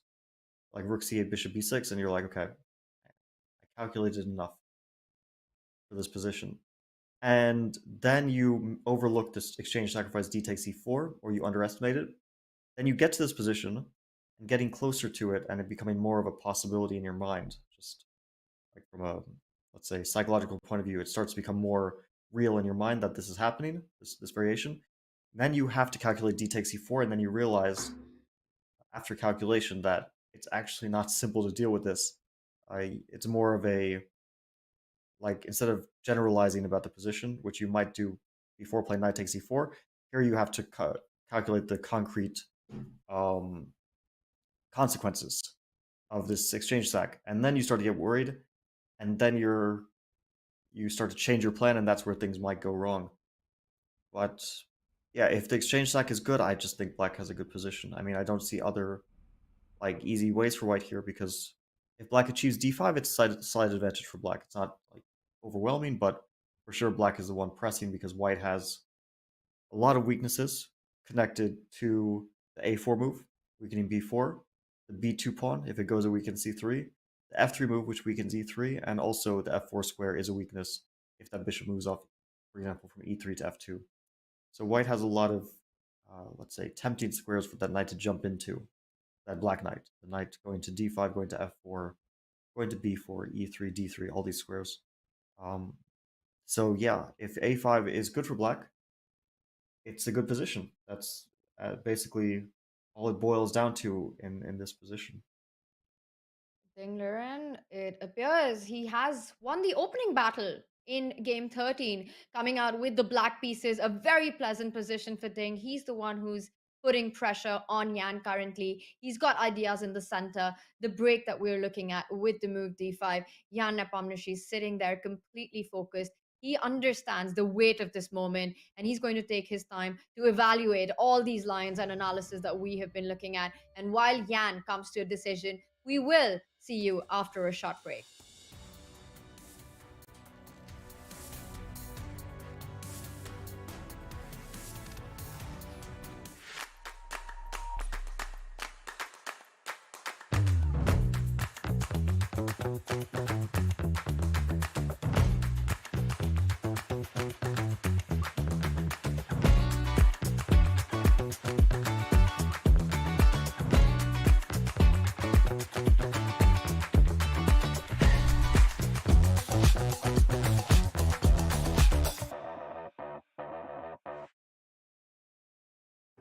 Introducing WorldQuant, the partner of the Champions Chess Tour and Chess.com. WorldQuant is a global firm in the field of quantitative asset management. If you don't know what that is, it's the job of building complex mathematical models that seek to identify market inefficiency. For 2023, WorldQuant Brain is bringing together its International Quant Championship and the award-winning Champions Chess Tour to hunt down the next generation of quant finance specialists. It sounds very exciting. You put your skills in practice in a case competition where you get a real challenge. And I signed up. WorldQuant is seeking new talent and new energy, and it's looking at the world of chess to help. Because nobody knows how to analyze a position better than a chess player, right? No quant experience? No problem. So, do you think you have what it takes to compete in the International Quant Championship?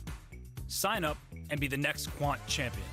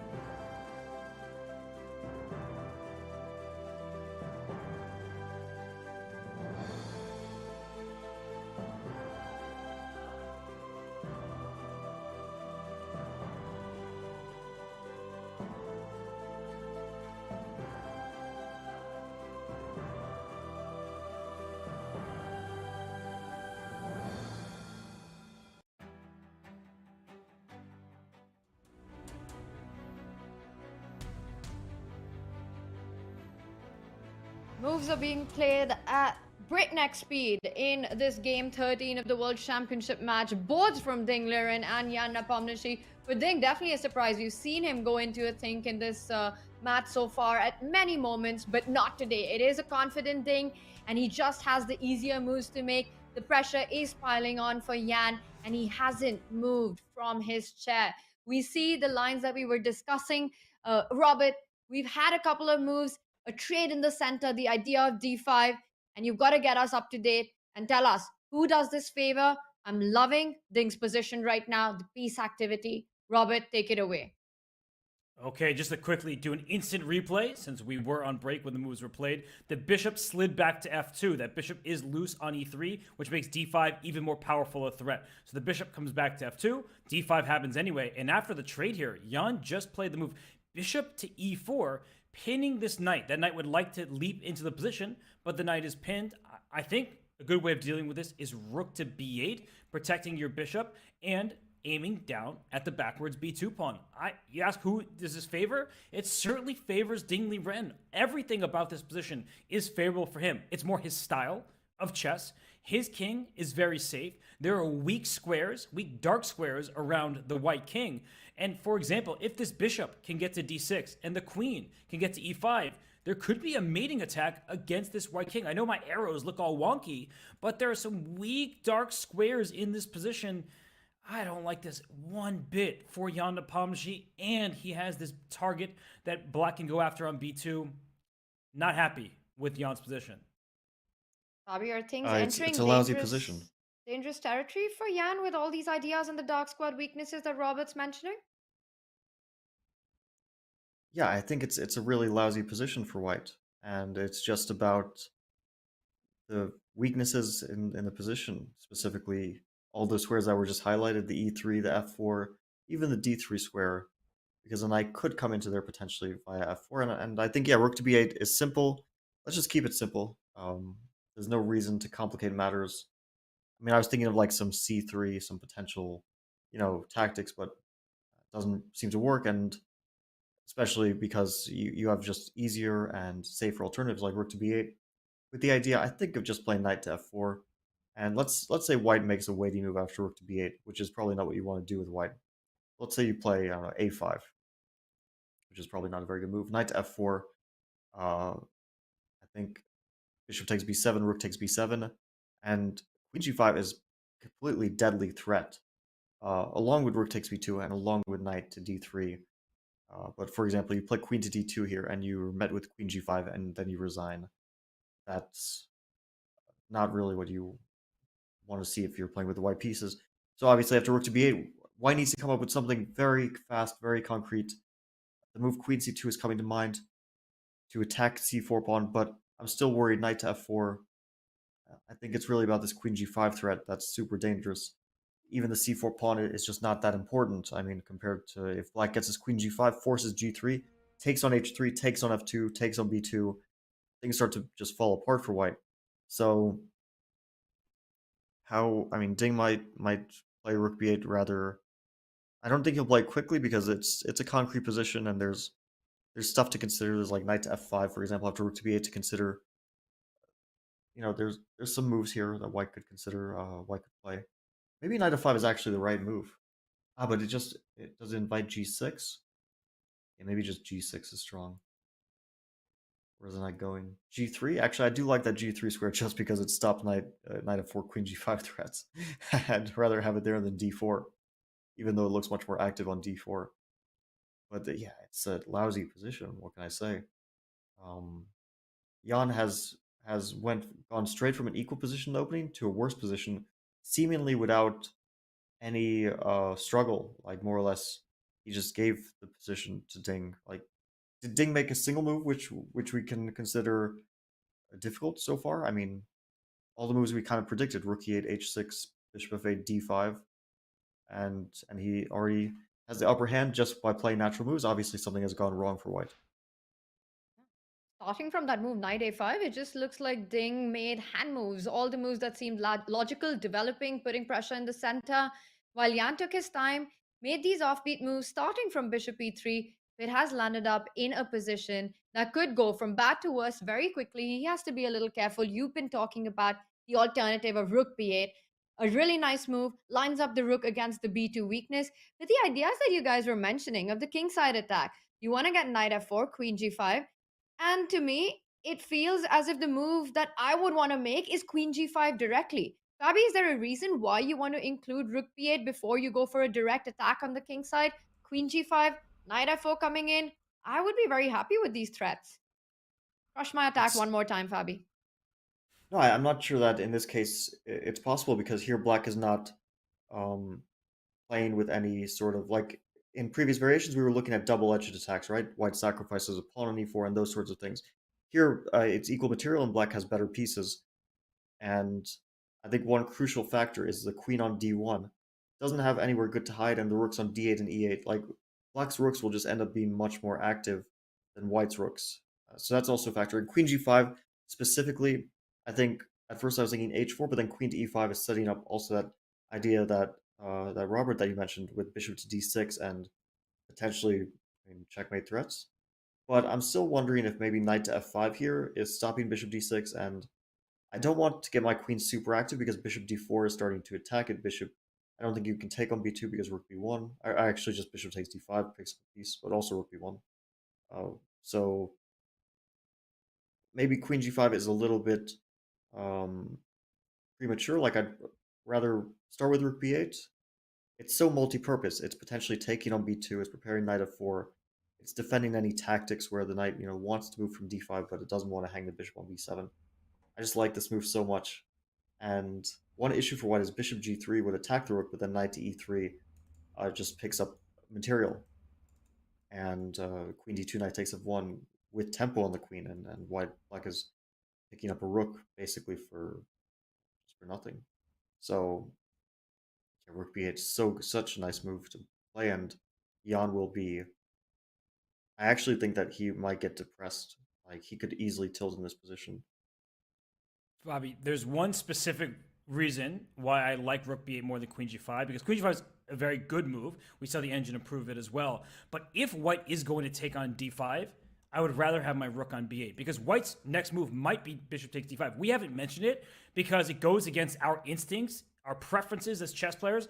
We don't want to give up the pair of bishops in an open position when this king is in some trouble. So it looks bad, but maybe in some positions it's white's best option. But that's a miserable defensive task. And if white is going to take on d5, I think we'd like the inclusion of our rook on b8, because after queen g5, h4 is an option. Maybe bishop takes d5 as well. But in that case, I would rather have my rook on b8 in these positions just to barrel down to the b2 pawn.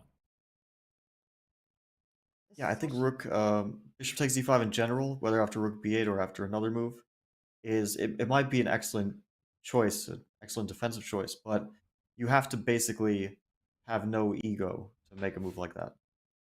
I mean, you're accepting that you're worse. It's like, yes, I've messed up, I have a bad position, and no matter what I have to do, I will defend it. So you leave your ego at the door. While after rook b8, another move, let's say a move like rook to c1, trying to shoot your way out of trouble, is probably going to be met with knight to f4 and queen to g5, and so maybe bishop takes e5 is really the way. It's not a good position, but maybe it's a necessary move, and if it's a good move, it would be a very impressive decision to make, right? Those are the moves that are genuinely impressive. Like, you can accept that your position is bad. You don't even think about the past. Like, we're just out of the opening phase. You're ready to accept that the circumstances have led to a bad position, and I'm ready to do whatever it takes to defend it. Maybe that's the best way. And Fabi, sometimes not thinking about the past is the most difficult thing to do. Jan Nepomniachtchi is in such a difficult situation right now. Game 12 could have very well just gone his way, and it would have essentially meant match over for Jan. He would have been the one with a huge favorite margin with just two games left in the match, a two-point lead. It would have been It's impossible to imagine Ding striking back in that circumstance. But with the collapse we saw, Ding has managed to level the score. This is not just a battle that he's fighting over the board, but in his own mind as well. And we see the opening phase has gone wrong for Yan. The World Championship match could potentially be decided today.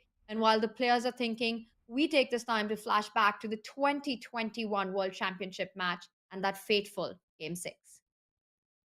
Look at the clock situation. Jan's already down 20 minutes. But according to the table base, Black should be able to draw this ending. It can be scary for Black, right? You just get in your own head more than anything. This is going to be so hard for Jan to hold because he's just going to keep pushing this forever. We have broken history here. Rook to d2 officially makes this game the longest game in World Chess Championship history. It is officially just winning territory. And there it is. There's the handshake. And that is Magnus Carlsen taking the 3.5, 2.5 lead.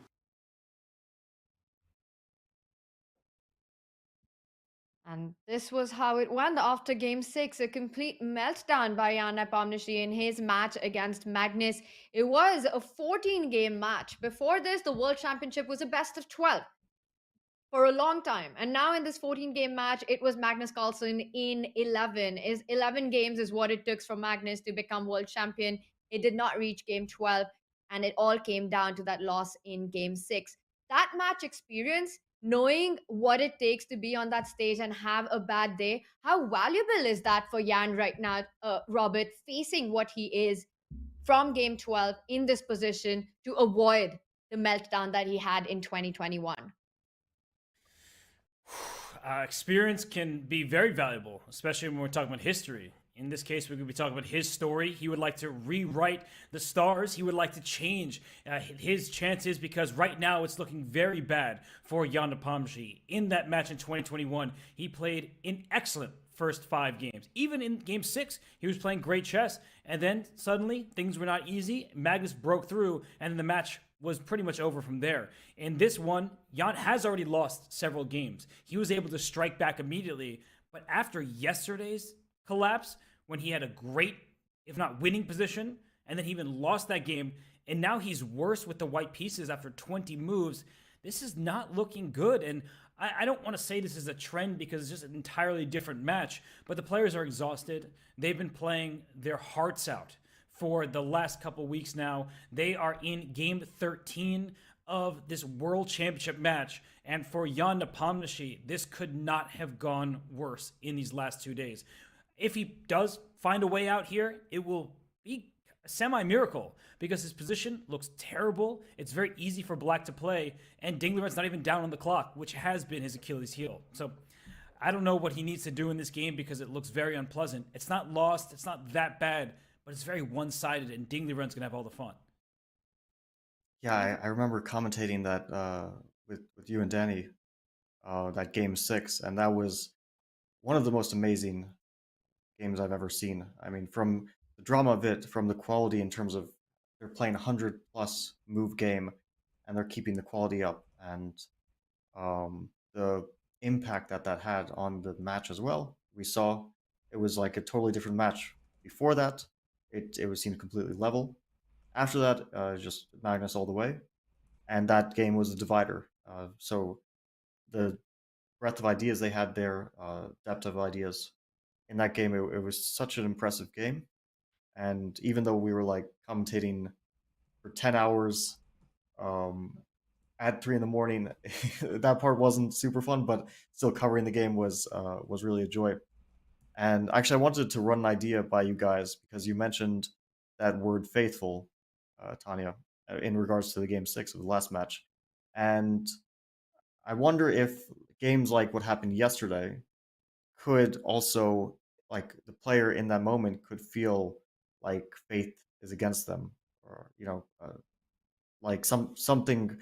I don't know if this sounds supernatural, but something is against them, or at least that idea gets in your head, and maybe that's a really good moment to put the brakes on, because it's like you're basically trying to stop that idea, even in your mind, right? That idea that something is against me, that something is stopping me from winning this match, and you just you stop that idea. Now, at this point, maybe the idea gets in your head that I'm going to lose with the white pieces and everything's falling apart. And you just want to get those emotions out of your mind.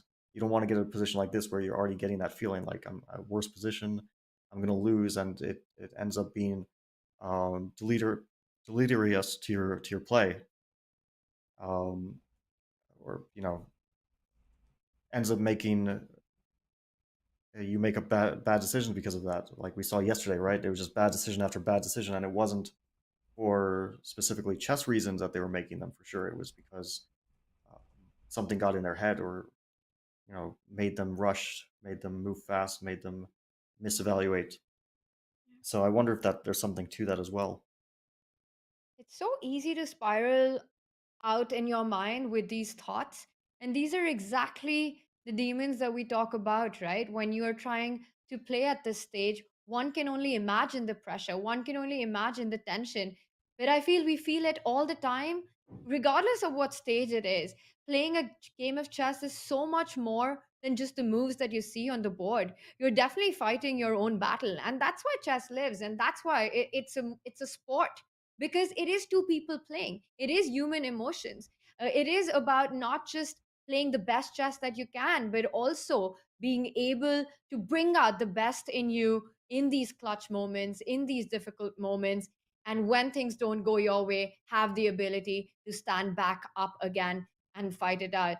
And Fabi, I completely get what you're saying. And I think this is the big question, and that's what we were discussing at the start of the game as well, that how much is today a fight in Jan's mind as much it is on the board.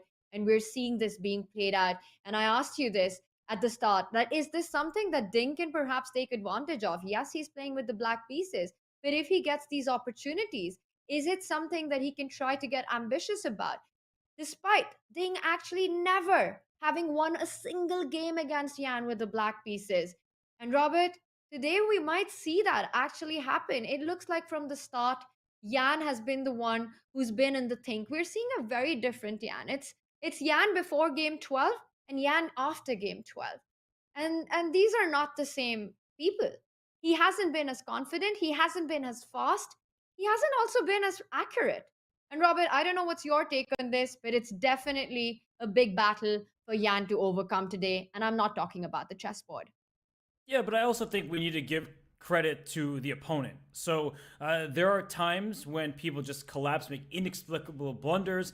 They throw away positions that are great. And yesterday was one of those. It felt like Jan kind of beat himself more so than Ding beating him. But a big difference between yesterday's game, for those who may be saying, well, Jan was winning yesterday, but Ding was able to win that game. What about in this one? Jan is worse. Why can't he still win?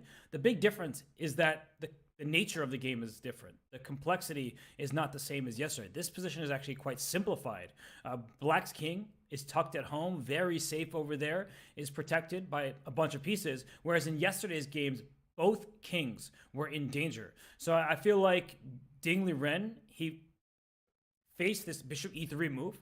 It's maybe new to his play over the board, but maybe he studied it, but regardless, he has reacted perfectly. Every single move has been natural. And we've seen this before, right? When Ding just plays his chess style, he can beat anybody on the planet. He beat Hikaru Nakamura in the last round of the candidates to get here. But when he starts deviating and doing wild things, like in game 2, that's when it can backfire. So I feel like Ding has really found his form to some extent after what has been a very rocky start to the match. Yesterday, the play was dictated by the match score. It's not like Ding wanted to play in that kind of crazy style. He needed a win, so he felt. So he went for it. But I think that Ding really has settled down a lot. And as you're asking, Tanya, after yesterday's result, I do think it has rattled Jan Nepomniachtchi. It does play a part that's undeniable. Psychology plays a huge role in chess between elite players who are separated by very little. Sometimes it's just someone having a bad day or seeing ghosts or worried about time trouble. Whatever it may be, it does impact what is in a very objective game. So, I mean, Fabi can speak this better than we can because he's been in that World Championship arena. He played against Magnus Carlsen. He tied the match in classical chess. It's 6-6. That was the final score of the match before a tiebreak. So, I mean, Fabi, I guess we should really lean on you here for what Jan what his team is telling him, what he's going through. But what he's going through does not seem very fun at the moment. I can't imagine it is, and I feel like it really is a continuation of yesterday. It just, whatever happened yesterday, it in some way it's continuing today, because um, it felt like yesterday he started to make some superficial decisions that weren't really based on calculation. Um, they were based on some sort of vague idea of I need to bring my pieces to the king side, or rook 8 to g8. They weren't based on I think the concrete nature of the position. And as well, today I feel like we basically kind of, every move that Jan played, we kind of predicted, and I think we predicted it because they were very, very natural moves. D4, this whole F3, and okay, Bishop F2. We didn't really predict, but it felt like he's making the most obvious moves, but not ones that go deep into the position. So, for example, that 8 takes B5 moment, or maybe there was something else instead of F3, which we actually didn't figure out how White is playing that, like the correct way for White to play. So it's not that it was a simple moment, but you kind of play the most natural moves and they lead to a dubious position with the white pieces from the opening. Something went wrong. It's not really like, of course he can tell that this is not the best position in the world for white. It's clear that black is anywhere from slightly better to significantly better in this position. Certainly white is not playing for an advantage. So I think that part is clear. The question is like, where did it go wrong? Was it just he made natural moves and led to a bad position? Normally speaking, you should try to avoid that, especially in such a high stakes game. So I really do feel like it was a continuation of some sort of superficial play that we saw happen yesterday. That being said, it's probably a position where if black is not super accurate, white equalizes. That's also very likely. It's if you give white, let's say, the moves queen c2, rook d1, I think already we're okay. White has finished development and probably is equalizing the position. So black is only probably concretely better because after rook to b8, the threat of knight to f4 is very unpleasant to deal with. For example, we were saying queen c2, knight f4, or rook c1, knight f4. But this is not, this is based on the concrete factor that queen g5 is a dangerous threat and probably quite difficult to deal with because you can't play g3 because h3 is hanging and things like this, right? It's not necessarily that that if black makes any move that it's better for black. It's probably only specifically some good moves have to be played here.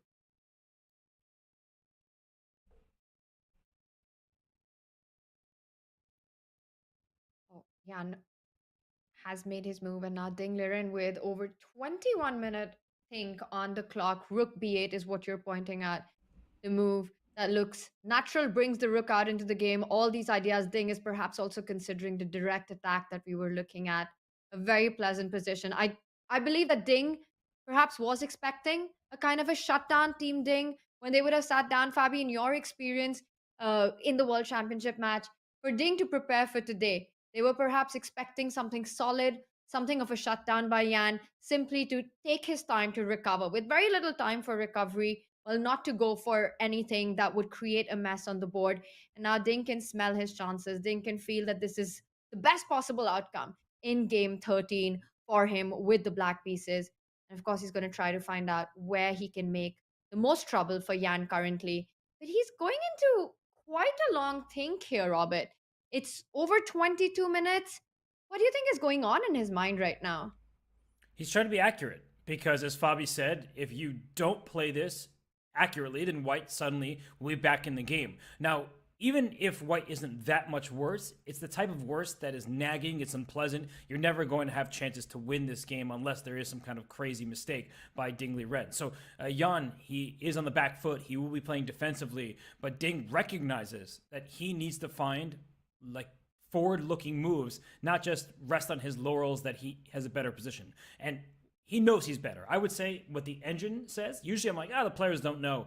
It says 0.8 better for black. Both of these two recognize that it's better for black. They probably don't quantify it in this way, but they would agree with that. So yeah, that sounds about right. Because black is having all the fun thanks to these weak squares. And rook b8 seems very, very natural. I'm wondering if Ding is looking at this queen g5 move. As you were pointing out, Tanya, it does look like a very good try to get that queen activated towards the white king, and then you can think about bringing the bishop in and going for sort of checkmating attacks. So Ding has good choices, and the good news for him is after this decision, I do believe that some of the next few decisions will be easier and he'll be able to play them more quickly just because his pieces are free flowing. The action is going to be on his terms, and Jan is the one who's going to have to defend tenaciously in order to maintain this slight advantage and not have it be a huge disadvantage for white.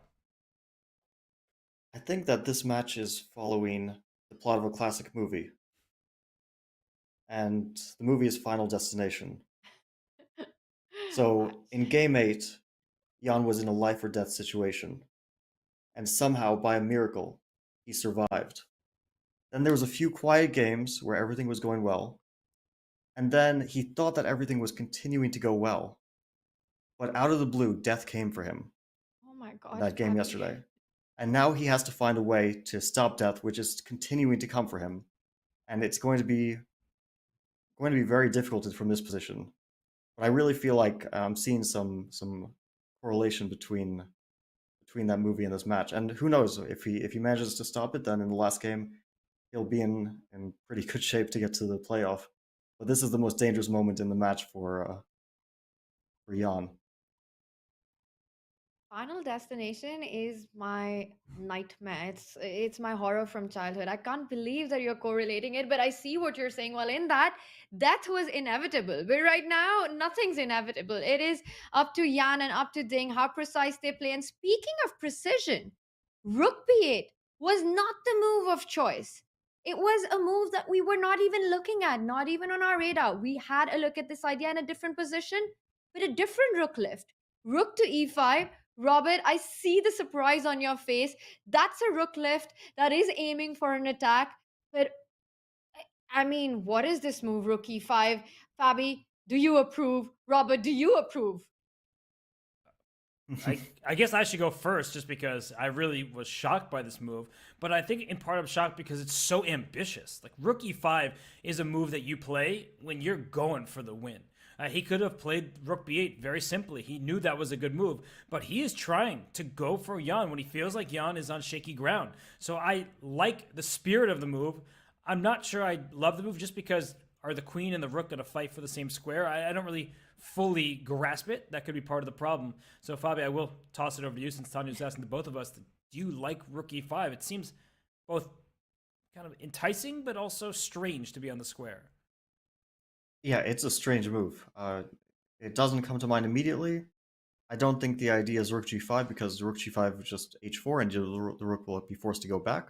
So what's the idea? I guess after, let's say, rook to c1, probably you play rook to c8. So it's not like some concrete threat is connected to rook e5. I think it's just he wanted his rook on e5. And the question is, why would he want it there? Fabi, are you saying... Fabi, are you saying that rook on e5, the final destination is not the g5 square? I think it already reached its destination. It might not be the final one, but I don't think it's planning to go anywhere from here, although it may go through some adventures throughout the course of this game. It's like, the thing is, it's a weird move, and then I also do struggle to like come up with a move for white, so obviously rook e5 does have some point. Because the most obvious moves for white, like rook c1, rook c8, are kind of a dead end, at least in terms of like what to do next. The queen really can't go to d2, it gets hit with bishop to b4. If it goes to c2, it gets hit with knight to b4. So the queen is probably staying on that d1 square. I'm thinking like rook to e1 is a very natural move. Maybe not here, maybe on the previous move. It's hard to say. Because it threatens bishop h7, so be careful with that. He plays rook c1 first. After rook c8, would we see rook e1? I mean, I wanted to... to say it's very natural to prepare bishop to h7, or at least to threaten it, but of course black can probably quite easily deal with that move. But the nice thing about having the rook on e1 is that if the bishop ever moves from f2, for whatever reason, then there's no longer knight to e3, so that is some sort of other positional justification of having the rook on e1. It's not just the tactical threat of bishop to h7. But, yeah, I think rook c1, okay, rook c8, what else are you going to do here? That being said, I mean, we didn't predict rook e5, so I'm not going to venture a guess for whether he'll play rook c8 here or not. But it's certainly coming to mind as a very natural choice. Wow, yeah, Nepomniachtchi with that last move putting pressure on the c4 pawn. A rook c8 is the move that Fabi is expecting on the board to keep everything under control. Rook e5, that mysterious move by the rook. What was the idea? Where it was headed? Well, Ding's got to show us the plan here. He is currently in a think about how to respond after rook c1. And while he takes his time to navigate the calculations, we will go into a short break and be right back.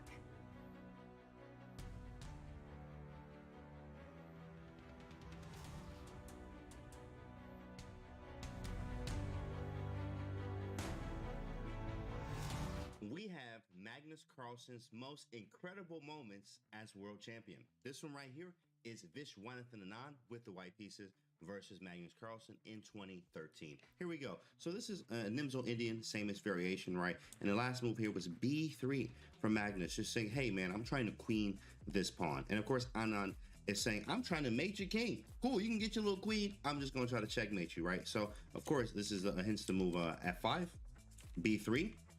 And he's like, cool. Viswanathan Anand says, hey, okay, you can get this queen. I'm going to try to go for mate. So he goes queen f4, get another piece in the game. This looks very, very dangerous here.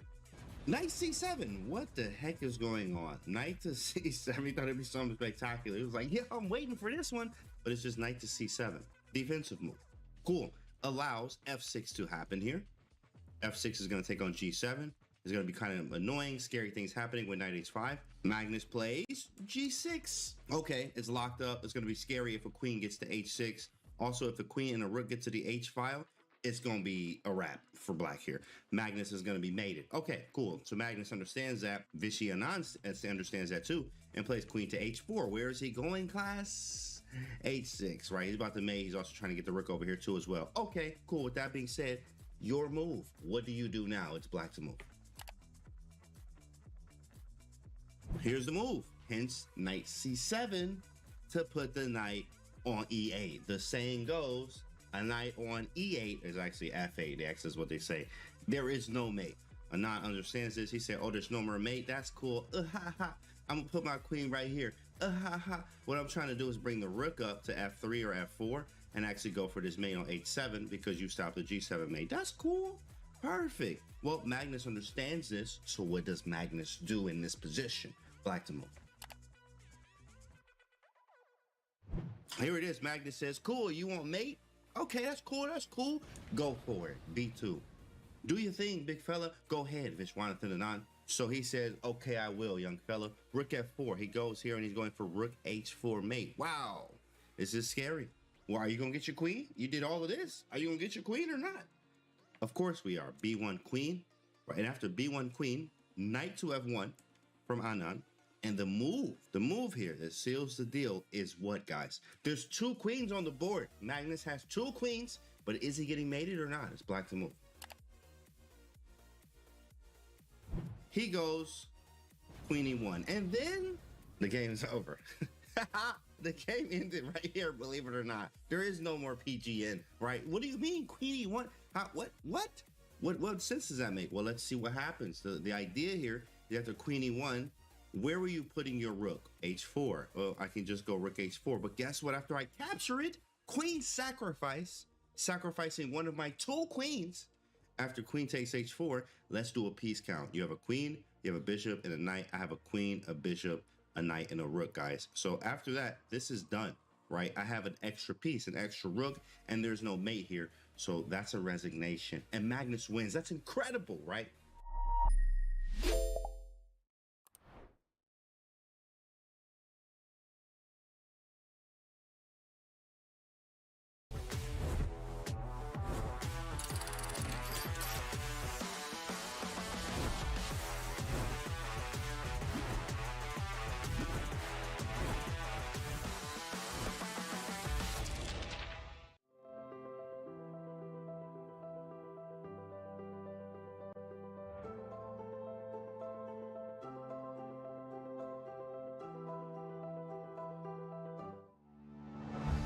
What is a chess dynasty? Unceasing dominance, move after move, again and again and again. We have a resignation, we have history. He is the 5-time FIDE World Chess Champion. But a chess dynasty can also be cruel. It forces most to defer their dreams until next time. If there is a next time. It's losing. Oh my god, did he just blow? Yeah, he did. I'm blown away. The game is over. As the chess world turns to Kazakhstan, the Magnus Carlsen dynasty is set to close. The FIDE World Championship is finally up for grabs. For two chess superstars lying in wait, until next time is now. Jan Nepomniachtchi has methodically done what he needed to do to get another shot at the title. The pressure to seize the moment this time rests heavily upon him. Plays F5? It's losing the spot! Oh my gosh! This is complete craziness. What is this? This is supposed to be a world championship match. Ding Liren knows firsthand what the end of this dynasty means. An unexpected chance to make history. Can China's best turn his good fortune into eternal fame? It's going to be a thrilling experience for Ding Liren because he was about to be eliminated. Now he has tied this match. The legacy of this championship spans across centuries. It reads from the names of chess giants. For the first time in a decade, a new name will raise the trophy and be etched into chess history. It's the 2023 FIDE World Championship. Whose name will next be called champion?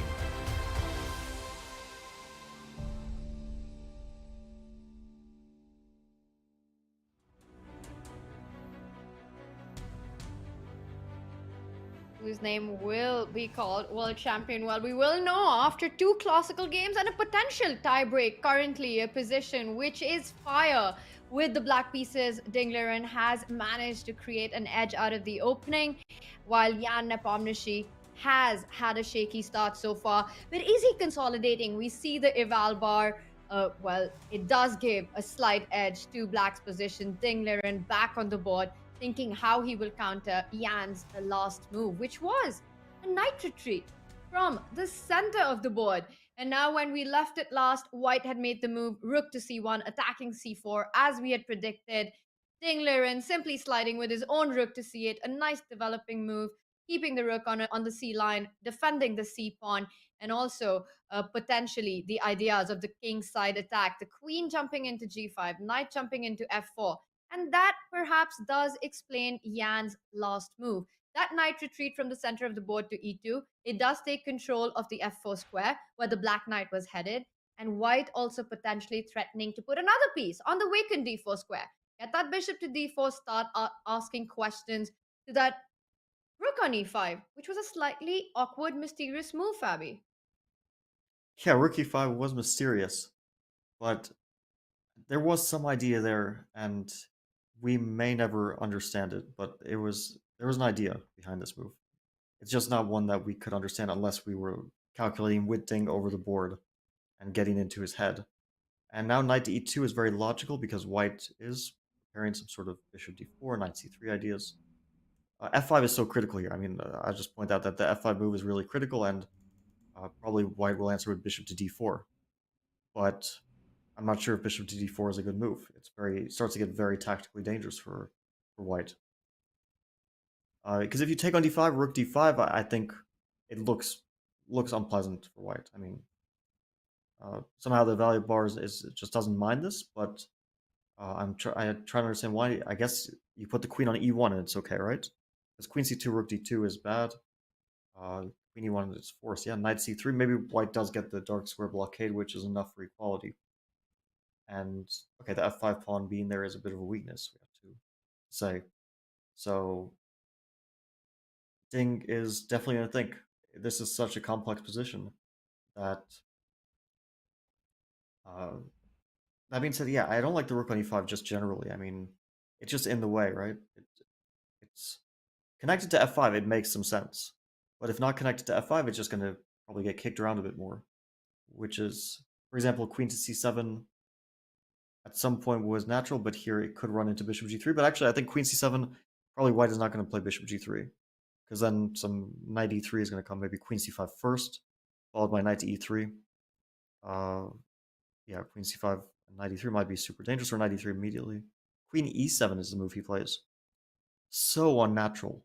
Whoa. You block the bishop on f8. You block the rook from going back. Like, I don't know if it's a bad move, but it's just visually kind of shocking because it's such an unnatural square for the queen.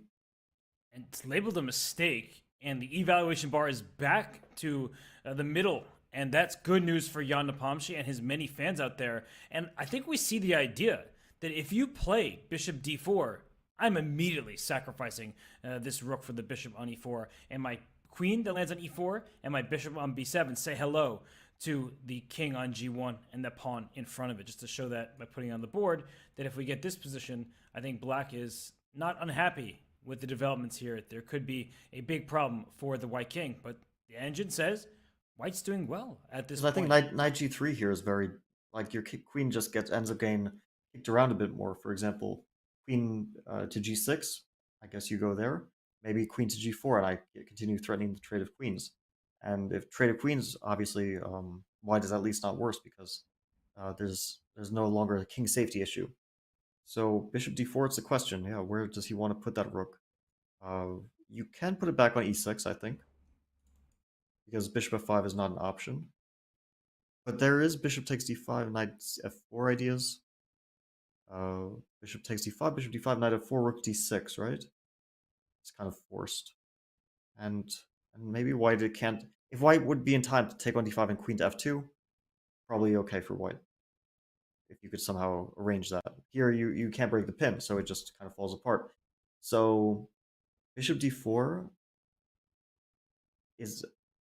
If it allows rook e6 and there's no follow-up, then maybe it doesn't make sense because you're kind of self-pinning. The bishop on d4, black will play rook d8, and you might have just pinned your bishop for like knight rook d8 and knight e3 ideas, right? Some stuff like this starts to look really, really scary.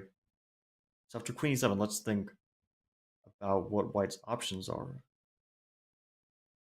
For sure, white has some... We had a chat suggestion there, Fabi, with the move queen to d4. It was on our featured chat, and I'm just wondering, queen d4, is that an idea in the position? You connect your rooks, and you perhaps want to jump in with your bishop to g3. You've taken care of the threat of knight e3, which is what was stopping the move bishop g3. So it definitely makes some sense. Yeah, I want to call out our featured chat, but if featured chat is suggesting a move that is the best move in the position, I think we know where that move came from. And yeah, queen d4. Fabi, we featured your chat when you weren't commentating. So are you saying that you were also using a little engine help? I have you guys. I don't need the engine. I'm just saying that, you know, maybe it's a niche now joining the chat. Who was it? Did you see the username? A niche would never find queen d4. It's not a niche. Robert, what was that little dig, Fabi, that you had us? Are you saying that our suggestions are so easy to refute that you don't even need an engine for that? Is that what you were saying, Fabi? No, I meant that I have your guys' suggestions, and because you guys suggest such good moves, I don't need to have the engine telling me what to do. I just you know, I thought it was supposed to be a nice moment. It wasn't. Okay. But I'm the ruiner. I get it. But I also have just received word from our production staff. Thank you so much for working hard behind the scenes. That there was a crazy line. And this question mark feels a little bit harsh, but now I understand why it's getting that. And black's idea, the one that would have been keeping black with the advantage, super difficult to spot. So queen e8 was a better try. And it actually makes sense because there is no queen d4 with the bishop having access to c5. And after queen e8, if you know, in this type of position, you play a move like rook e1, black plays rook d8. You mentioned this idea, just trying to go after this queen. And after knight to d4 here, you just play bishop b4. You're just coming after white's pieces left and right, and it's just uncomfortable. So that's not really pleasant for white to deal with. And so after queen e8, if you play bishop d4, you're going to love this. The move here is not a rook move. It's knight e3. All right, I don't blame Ding for missing a knight sacrifice, but the point is after bishop takes e3, bishop takes e4 over here, and if you take rook takes, you have a problem down the e-file. You're going to lose a piece back. You've also lost a pawn, so black would be going up material. Yeah, brilliant tactic there. And in case of after bishop takes e4 in that position, I just wanted to follow up. I think there's a move bishop to d4 here, and I think the reason that black is doing well here, maybe you can sacrifice with bishop d3. In fact, maybe that's the best way. I was also thinking rook d8 might be very strong, but actually bishop d3 looks even stronger now that I look at it. Wow. Because bishop takes e5, Fabi, queen e5, knight moves. while you complete your thought, you must complete your thought, but I just want to tell you that in fact Yan did play the move that was suggested by chat, clearly the best move in the position. He decides to go for the move queen to d4, centralizing the queen, taking control of the e3 square. I just wanted to bring your attention to this, but Fabi, please complete the line that you were talking about. No, I think now this is definitely most relevant. And you know, one of the reasons why queen to e7, I mentioned that it blocks the bishop. And if the queen's on e8, you just play bishop c5 here. And the queen has to go back. You didn't gain anything. So, because you can't take on c4, bishop takes f2 with check, and you win that queen with the discovered attack of the rook. So that's why I think queen e7, like the first issue with the move, the first positional issue, is made clearly relevant with white's response. But it's just like you feel like you don't want to block that bishop because you need it in some variation, and you don't see exactly where, but after queen d4 you start to realize, oh, now I know where I needed to have my bishop active. I needed to play bishop c5 here. And I'm wondering about the move f5 again. I think it's a critical move, but I think the problem is bishop to g3. And I'll just point out that if the queen was anywhere else besides e7, bishop c5 wins the queen again. So it's these sort of details, but something feels wrong with queen e7. Just, yeah, you don't want to block your bishop. And after queen d4, Jan is, he's no longer in trouble, it seems like. He's doing all right. But why is this even? Like, this f5, bishop g3, the rook's under attack. It can't slide back to e6 as bishop takes d5. Would be a problem. Free piece for white. So why is this still level? This is a pretty wild position. Let's sack the exchange. I don't know if it works at all. Probably doesn't, but f takes e4. What's going on? Bishop takes e5. And I'm looking at somewhere knight to b4. I don't know if you first take on f3, rook f3, knight b4. But I want to get my knight to d3. I think it's super critical. And knight b4 apparently is not the way. Oh, wait, is there queen g5? I just realized that queen g5, because it attacks, or actually doesn't really attack much, but it threatens bishop c5, so I thought it attacked the rook on c1, but it's defended. So also not a good nice move, because you're also threatening rook e8, right? It's a double purpose move. Bishop c5, pinning and winning the queen, and also rook e8 taking advantage of the bishop and the knight lined up on the e file. But it's probably not working out for some reason, which is not so clear. It does make sense. I mean, it could be h4 here as an issue, but it's hard to say if h4 is really the issue. Or wait, isn't maybe rook g3 is quite strong? Rook g3, bishop c5? Yeah, rook g3, bishop c5. Maybe that endgame is nice. Rook takes g5, bishop d4, knight d4, hg5, knight f5. Maybe white's not better, but it does feel a bit more pleasant for white. But could also be turned just into equality quite quickly as well. Let's say after the move rook to e8, it actually feels like it's turning into equality.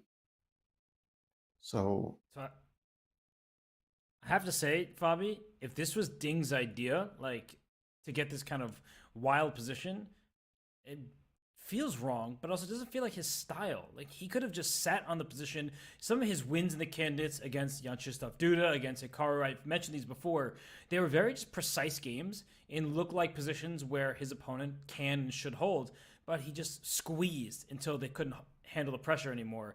But rook e5, queen e7, and if f5 is played, seems like one of those ideas that can really backfire. So I was just saying earlier, maybe it's a commentator's curse. I was like, oh yeah, there's no way we're going to have a repeat of game 12 with colors reversed. But suddenly I'm a bit worried about Ding's position because f5, that's playing with fire.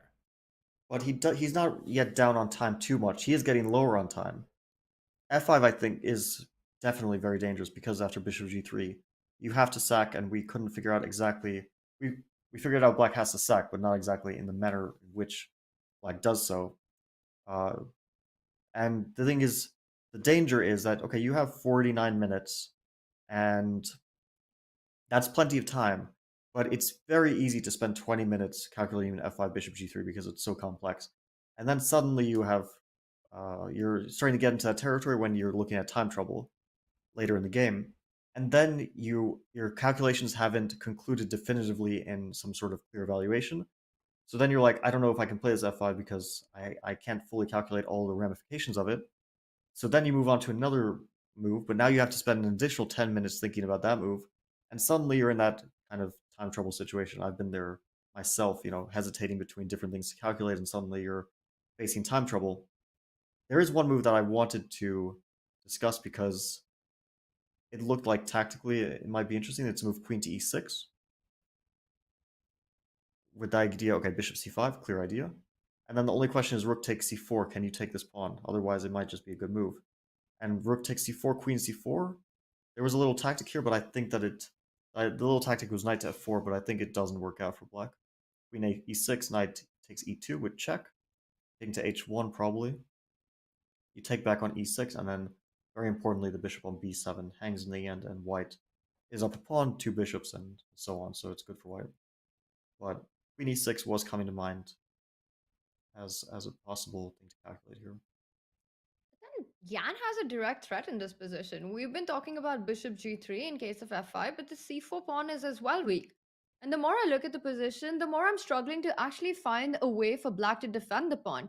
You can't move your knight from d5 to b6. It's hanging, you lose a piece.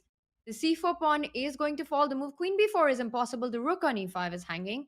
And again, it brings up these questions of the last few moves by Ding, placing that queen on the diagonal of the bishop, taking away that c5 square. Is it practically, despite what the eval bar says, practically has Ding created problems for himself? And with rook c4 a big threat, is a move like a5 an option here? Is just a tactical idea, hoping and dreaming that after a5, if you take on c4, I can take on c4, and I still don't see my tactical idea. I was hoping to somehow combine threats of bishop a6, but I don't see it. Is c4 pawn just lost in this position? Does Ding have to play for initiative and compensation now? I think I see your tactical idea after a5, rook c4. I'll make it work, Fabi. My only Well, hope right I was now. thinking you take a knight to e3 to combine with Robert's idea. Never mind. Like bishop e3, bishop e4, I was thinking, But the problem might be that fe4, knight e4, or rook e4, knight d4, rook e3, and knight f5. This could end up being a disaster because, this would actually work out for black if knight takes e7 was not with check. For example, if rook to e4 here was a move, and knight takes e7 did not come with check to black's king, then it maybe tactically works out for black and even ends in like a better position. But of course here it's with check, so white is just winning the rook on e3 or the queen. So I guess that is not the justification of a5. I guess we'll have to go back to the drawing board on that one. It's crazy in how many of these positions, Robert, having the queen on e7 is a drawback. There are these ideas of the knight actually jumping to f5, even via g3 in some positions where you get hit with that queen on e7. c4 is hanging, so you don't have time for bishop c5.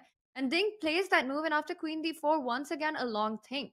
Almost touching the 9-minute mark. Do you see what are the options here for black? What do you think Ding is considering right now? Are we going to see an exchange sacrifice?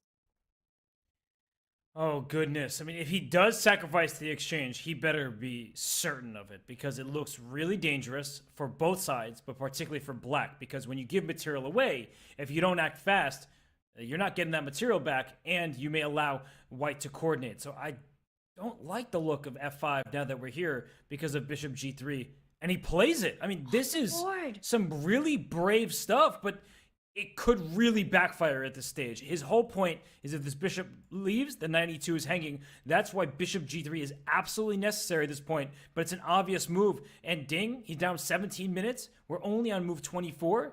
This position is getting spicy. Oh, but he's not down to 17 minutes, is he? No, he's down 17 minutes compared to Yang. Okay. Excuse me. I was getting worried for Ding. I mean, if he had 17 minutes, that would be truly scary. But yeah, this is okay, bishop g3, just inviting the concrete position that we were discussing. I think bishop g3 is the only move that comes to mind as like a logical move. What else? You don't want to take on d5, rook d5, and end up just in a bad position for no reason. So bishop g3, f takes e4, let's say. Bishop Again, takes the e5, because only I think queen takes e5 endgames might be okay for black. Like take and knight Maybe you e3, could, but yeah. or maybe knight to b4 is very tempting as well. Actually, knight to b4 I'm starting to like a bit. Because that knight on d3 is such a monster. I mean, that's a beautiful piece. And so I think the critical move is not to trade queens, but to take with the bishop on e5. And here it's like so many options for black. Any moment you can move your queen anywhere. Queen e6, g5, it's like all of these moves are kind of coming to mind. Of course, you can always take on f3, and you can also always play knight to b4. So white has to calculate a lot. Black has to calculate a lot. It's a completely wild position here. Yeah, queen e6 is super logical. Because you protect c4, because the queen needs to stay in touch with his bishop on e5, so there's no ability to take on c4 because black simply takes back and then wins the bishop at the end. So this is really hectic. This bishop c5 threat is huge, and not only does it threaten to win the queen, this queen is not going to have an easy time staying in touch with the bishop on e5. The good news for white here is that after you play queen to e4 at some moment, I don't know if maybe first king to h1, bishop c5, and then queen e4, the knight cannot move from d5 because it is pinned to the bishop on b7. So after, for example, king h1, bishop c5, queen e4, I'm not seeing exactly why it's bad for white. I see that the bar is dipping. So Fabi, is it just rook to e8? Instead of the check, was there some rook e8 as well? But just one question, guys. If you keep the king on g1, leave it there. Can you try for a jump after queen e4? You're starting with queen e4, or are you starting with king h1 here? I was starting with king h1, but I think queen e4 might be better. But if you start with queen e4, this is the idea that I wanted to bring up. Is there knight c3 in this position? Is that something that white needs to watch out for? With your king on g1, you can't pick up the bishop on b7, right? Yeah, that wins for black. That's just game over, because if you try to protect that knight on ce2, like keep it protected, you lose a rook on f3. So if you take on b7, you lose 2 pieces in a row, and you end up losing the game. So yeah, queen e4 immediately is dead lost. I just want to show very quickly, because this is an important tactic. You don't take this rook. Maybe you actually can, but I was going to say you don't take it because rook takes f8 check, but the king can take and run away. The point is that queen takes g7 would be mate, but after king takes queen g7, the king safely escapes to the center, and black is up a rook. So yeah, this would be really a tragedy if white would drop all these pieces, but that just goes to show the complex nature of this position. If we go back in time and Jan did just play bishop g3, we may see all this. F takes e4 is not even forced. You could take with the rook on e4, but he takes... Play it, Robert, on the board immediately. Oh, he takes it with a rook. Also, yeah. Well, this is more of a kind of positional option, because here he has a pawn for the exchange. So it's not based on some tactic. It's just, there's no tactics now. It's just, I have a piece and a pawn for the rook, and I have a nice knight, very active knight. So he's counting on that being sufficient compensation. Is it sufficient compensation is another question. Oh, I saw a tactic, but it doesn't work out. I'll just say it anyway. It was queen takes e4, f takes e4, and I was thinking about the move knight to c3 here. Very logical. I think trade of knights is very good for white, but now knight to b4 comes, and I was excited momentarily because I thought rook takes f8, bishop d6 would transition into a kind of simplified version, right? Where the knight on d3 attacks the rook on c1. And if the rook was on b1, I think after bishop takes f8, king f8, white would play b3 and have just basically a winning endgame. But with the rook on c1, you lose it. Bishop f8, knight c1, black is just a pawn up. Probably still a draw, but not worse. So you can't take on f8. But it's clear white is the one pressing for an advantage now. It's not black anymore. Well, so you have to take on e4, right? So this is essentially the position that you're talking about. And white does have the edge, both according to you, the engine, and well, you have a rook for a bishop and a pawn. So the rook is more valuable in terms of points. But look at how strong this knight is and how much stronger it's about to get. I could see this being a position where black just holds because all of the minor pieces are on great squares. But yeah, of course, black at this point now is the side that needs to make the draw when it becomes available. Yeah, for sure. Can I'm Jan looking at actually some start other. getting ambitious in this endgame with these trades that are happening, bringing that rook to the D line? Is this a position? And we see Jan go for it. Queen e4, fe4. We're going to see what his follow up is. Knight c3 is a move that you recommended. More trades, the better it is for white. I don't recommend the move. I just it looked like an interesting move, but I think that knight c3 after knight b4 black is doing all right. So I wouldn't say it's the right choice for white. So knight c3 is out. Well, he has to find another move then. Rook d1 is one that comes to my mind. But how much compensation is this for the exchange? It almost looks like Ding's last few moves. This is the idea he had in mind. Putting that queen on e7, playing f5. He wanted to sacrifice the exchange on e4, which would explain the moves that preceded it, which were a bit mysterious to us, right? Rook e5, where's that rook headed? Queen e7, why block your own bishop? And Ding showing us the idea, showing us the way. But it just looks like after this whole sequence of trades that we've seen, it seems to favor Yan. Can Yan start getting ambitious now in this endgame? Well, don't play knight c3, but with other options. Yeah, I think Jan can get ambitious.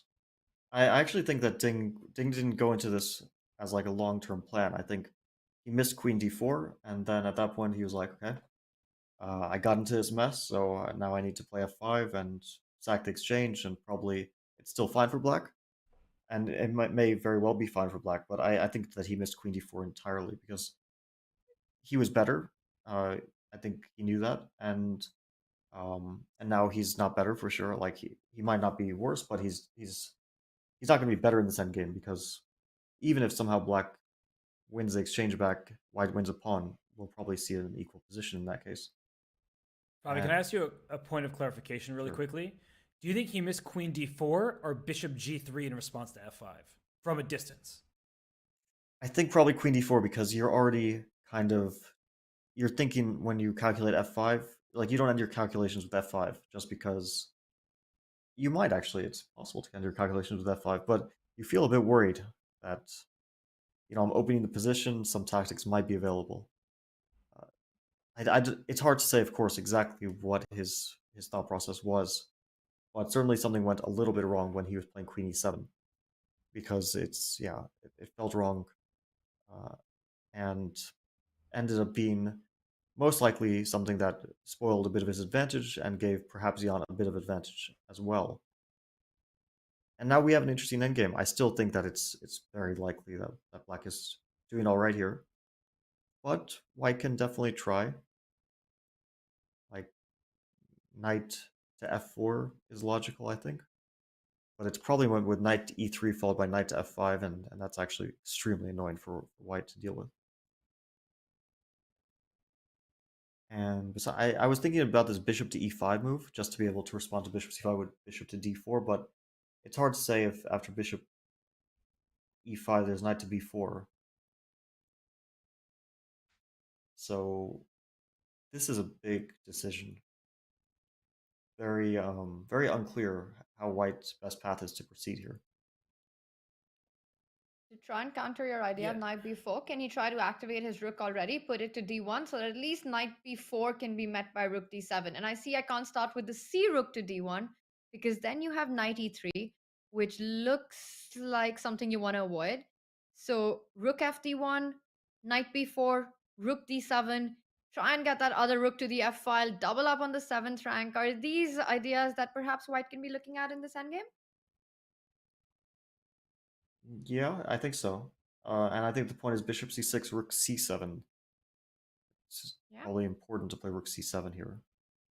Because the rook has nowhere else to go. Rook a7 would allow bishop c5. So this could be interesting. Rook, wait, let's go back. Rook fd1. It's not the first move that came to mind to me because I felt like the rook is vulnerable there, but it could be. What if we play? I don't like knight to b4, but what if? Wait, can we attack the rook? Bishop c5, bishop to e3. Let's try it. So bishop c5. I have to move the king. I don't want to play bishop f2 because that just invites e3 on the board. So kind of want to avoid that. Let's sidestep with the king to h2. Yeah, and bishop to e3. Are you just going back to a1? Is that the... I wish I had seen this far, Fabi. If I'd calculated this far, then my life would be very, very different currently. Bishop e3. All I know is that I have to move the rook. Rook c2, knight b4, rook c3 is still an option? But knight d3, and how are you playing b3 here? No, I'm not liking the position already. It could be good after b3. The knight on d3 is obviously extremely active, but if white's getting the rooks active, like that's definitely a big factor of the position if you can get those rooks active. And just a little tactic here, like c takes b3, rook takes b3. Don't play bishop to d5. It might be tempting, but it loses on the spot. You can take either way on d3, nice. and one of those bishops is lost. It's kind of unfair because if the bishops weren't lost, black would be much better, most likely. But since the bishops are lost, you can resign. Chess is unfair. Life is unfair. Yeah, sometimes chess is definitely unfair. Well, I feel like right now, Ding Liren's looking at this game and like, this is unfair. I had the advantage. How did it all go so wrong so quickly? And this is a position where white is better, but the problem for Jan, I think we should take the broader strokes approach to this position.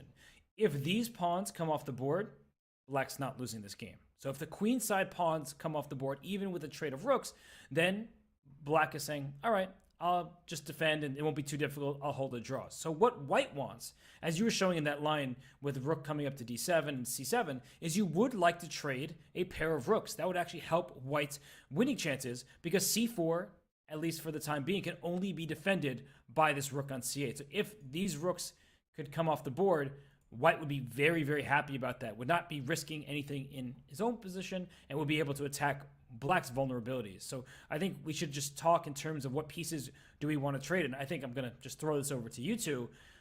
What trades does black really want to avoid besides rook trade? I think the knight trades, as you pointed out, right? Knight c3, if you don't have knight b4, that's a very happy trade for white. Get rid of the knight, start attacking the weak pawns, the more minor pieces that get traded. I think any trade except pawn trades is actually good for white here. I think also pawn trades is good for white. I think you want to keep everything on the board. And I think one of the two factors in this position which are really relevant are the rook's activity, and that's why your rook f to d1 move is probably an extremely good one, because we want to get that rook active, and especially onto the 7th rank. And if it results in a trade of rooks, that's good, because we have two rooks and not enough squares for them. White is dealing a bit with a space disadvantage, and the space disadvantage is purely because of the c4 and b2 pawn kind of standoff. If those pawns get traded, he does play the correct move, rook f to d1.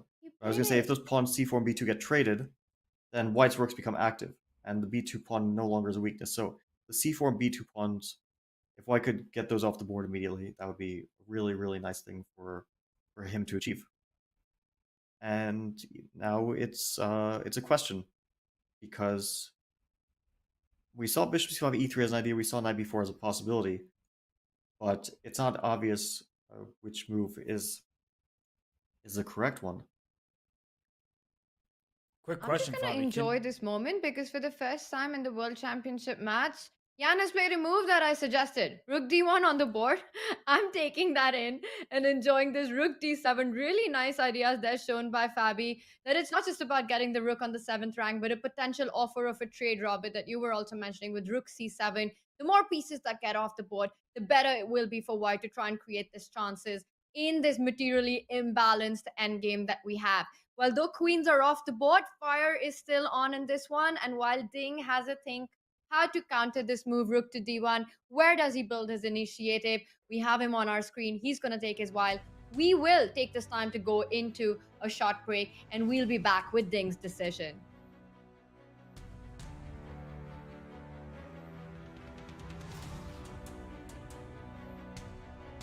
Hi, I'm Gotham Chess, and this is the Chess Kid Chessboard Challenge. Oh my god, I just stabbed myself. Can I take two at the same time? Okay, they'll just edit that out. I think the world record is like 35 seconds or something.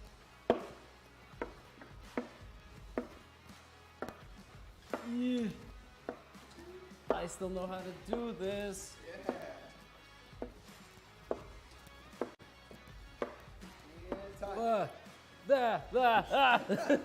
Did I just get a world record? That was like 32 seconds.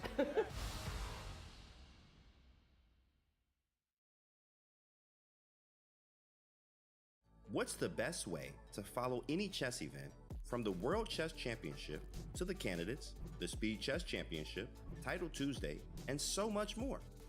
Chess.com/events has all of the top chess tournaments played both over the board and online.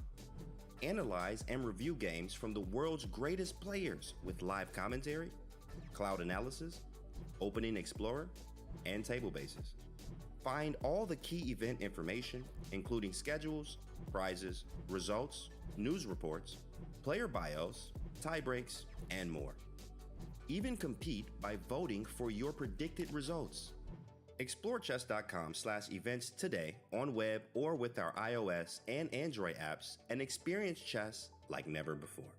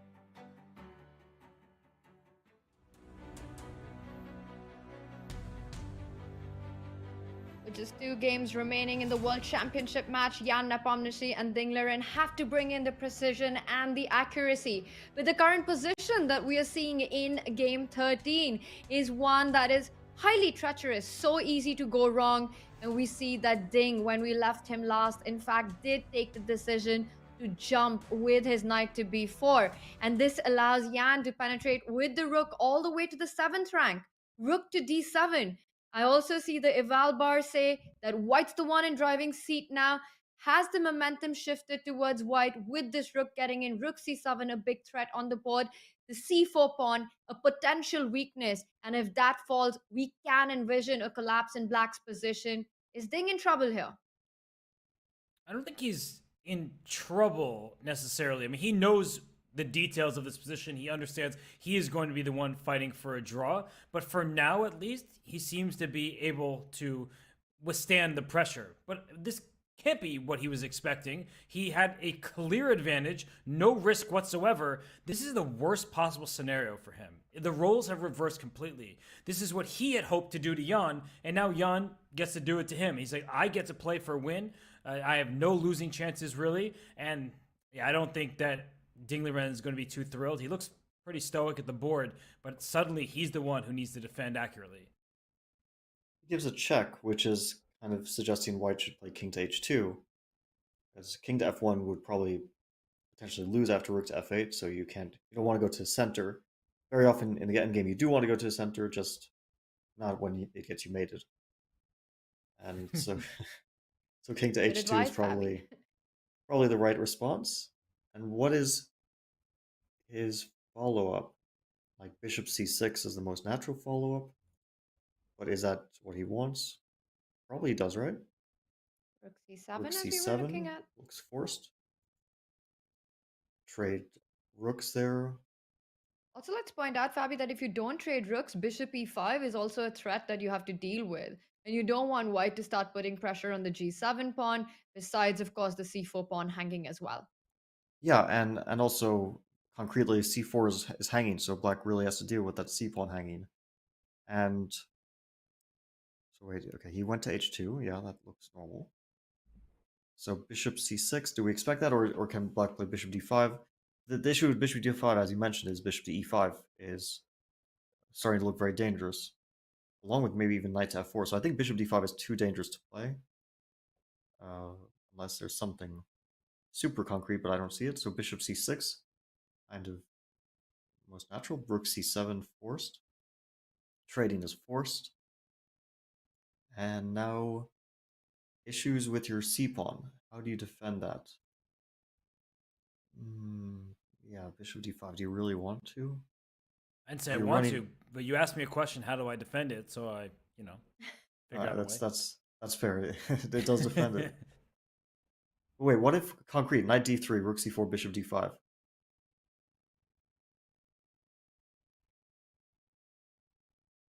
So wait, how is this? Yeah, because the rook doesn't have so many squares. Rook c2, bishop b3, and now rook c3. Bishop d1, and now knight c1. Is that how it? Bishop d1, c1. It's still very complex. It's on knight c1. Or maybe just knight g3. Maybe that's just simple. Yeah, knight g3. It all falls apart for black. Yeah, that's not working out at all, because bishop attacks the rook somewhere. And actually, bishop b4, it's still bishop d4, rook c4 is game over. So bishop b4, rook c4, e3, rook e4 maybe. But yeah, it's still some calculation to be done here.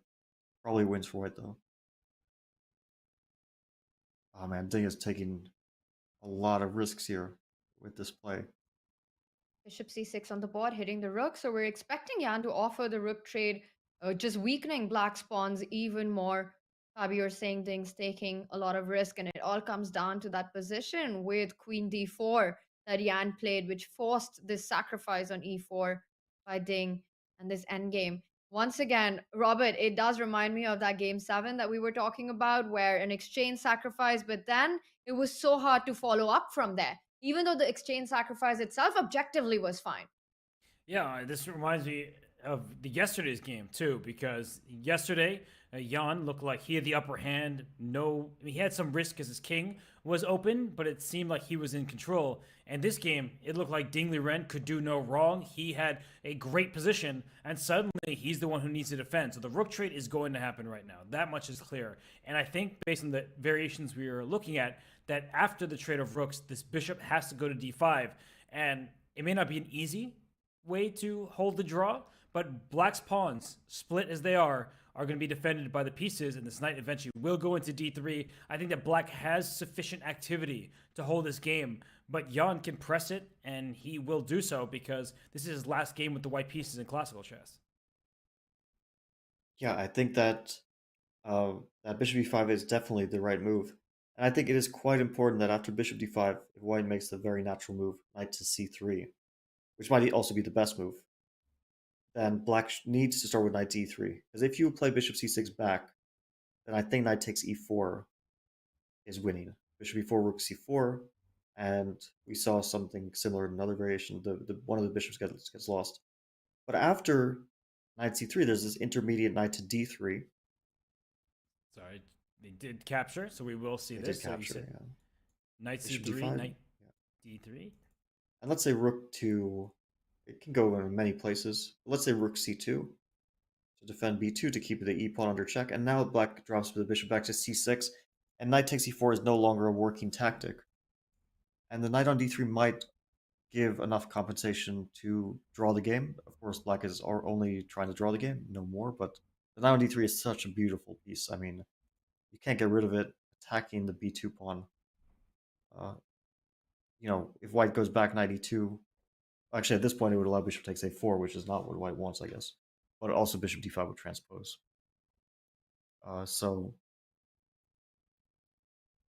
So yeah, it's not easy. It's not easy for Jan to break and to break black's defenses in this position in the center. We see the rooks being traded off with that bishop coming to d5. For Jan, the task is clear. He wants to try to trade off pieces. Wants to just destabilize black's minor pieces in this position. And I want to ask you at this point: is this endgame closer to a Jan win or closer to a Ding hold? I'll say closer to a draw for sure. It's the only reason that it's not a success for Ding is because he had a good position, so he shouldn't be trying to fight for a draw in this game. I mean, he had a nice position from the opening, no pressure on him at all. So he really should have been playing for an advantage at this stage in the game, not in a position where white obviously has no risk because, I mean, the only reason black is alive is because it's knight on d3. The other factors, the potential weak pawns and the bishops that are kind of awkwardly placed on d5 and c5 getting kicked around, it's only because black has this beautiful knight tying everything together on d3 that black is in fact staying alive in this game. And like white can even consider the move b3 here. I think that b3, again, knight d3 is very important. And in that case, white could take on c4, but obviously that's not like b takes c4, b c4, knight c1, and knight e2 picks up the knight. So again, this knight on d3 is keeping it all together for black. It's amazing because it's very, very close. Black's kind of living on the edge here. And one other thing we should mention is this pawn on e4. At some point, it can go up to e3 and tie white's pieces down. So that pawn could be used as part of the defensive path forward. And I think for Ding Liren, he must know that he should be able to hold this. But of course, he's going to be unhappy. It's not fun to defend. Maybe he'll have to defend for hours. And considering he should have been the one pressing, he's going to be kicking himself. But it's important to buckle down. It's really essential that he doesn't think about what was happening 15 moves ago or 10 moves ago or however many moves it was at this point. But he just needs to look at this position and say, I have a bishop and one pawn for a rook. I am down a little bit of material, but my activity is sufficient to hold the balance here. So I do think that Ding tends to be quite objective, and his pieces will be connected and will, I think, hold him this game. Yeah, for sure. And I'm not seeing obvious moves for white. That's the main reason why I think that black is probably, most likely going to draw this game, is because we saw knight c3 as the most natural move. It didn't seem to be leading to anything special for white. Besides that, like, how are you dealing with the knight d3 threat? It's not clear. So maybe a move like bishop to a5 is good, but it's not an obvious move, and not obvious why it's good even after I suggested. I was just thinking the bishop on c3 is a very nice square for the bishop. And for example, bishop a5, knight d3, I'm not sure where to put the rook. I was thinking maybe rook c2 to basically not allow bishop c6 to keep the c4 pawn under check. But here, I like your idea, Robert. e3. Let's just let's advance that pawn. I don't see how it's becoming a weakness. Black's pieces are looking really, really nice, and probably holding the balance in positions like this.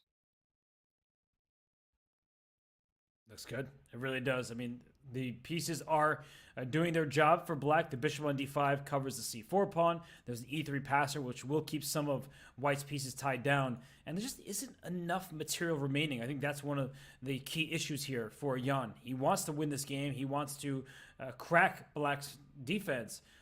But he just doesn't have the pieces to do it. Like, even if you bring your knight forward with knight f4, hoping to get this bishop out of there, you still have knight d3, because white cannot afford to capture this knight on d3, as that will give black connected pawn a passer, and black then may actually be able to play for a win, which is surprising. But given how these last few games have gone, I think that we should expect to be surprised.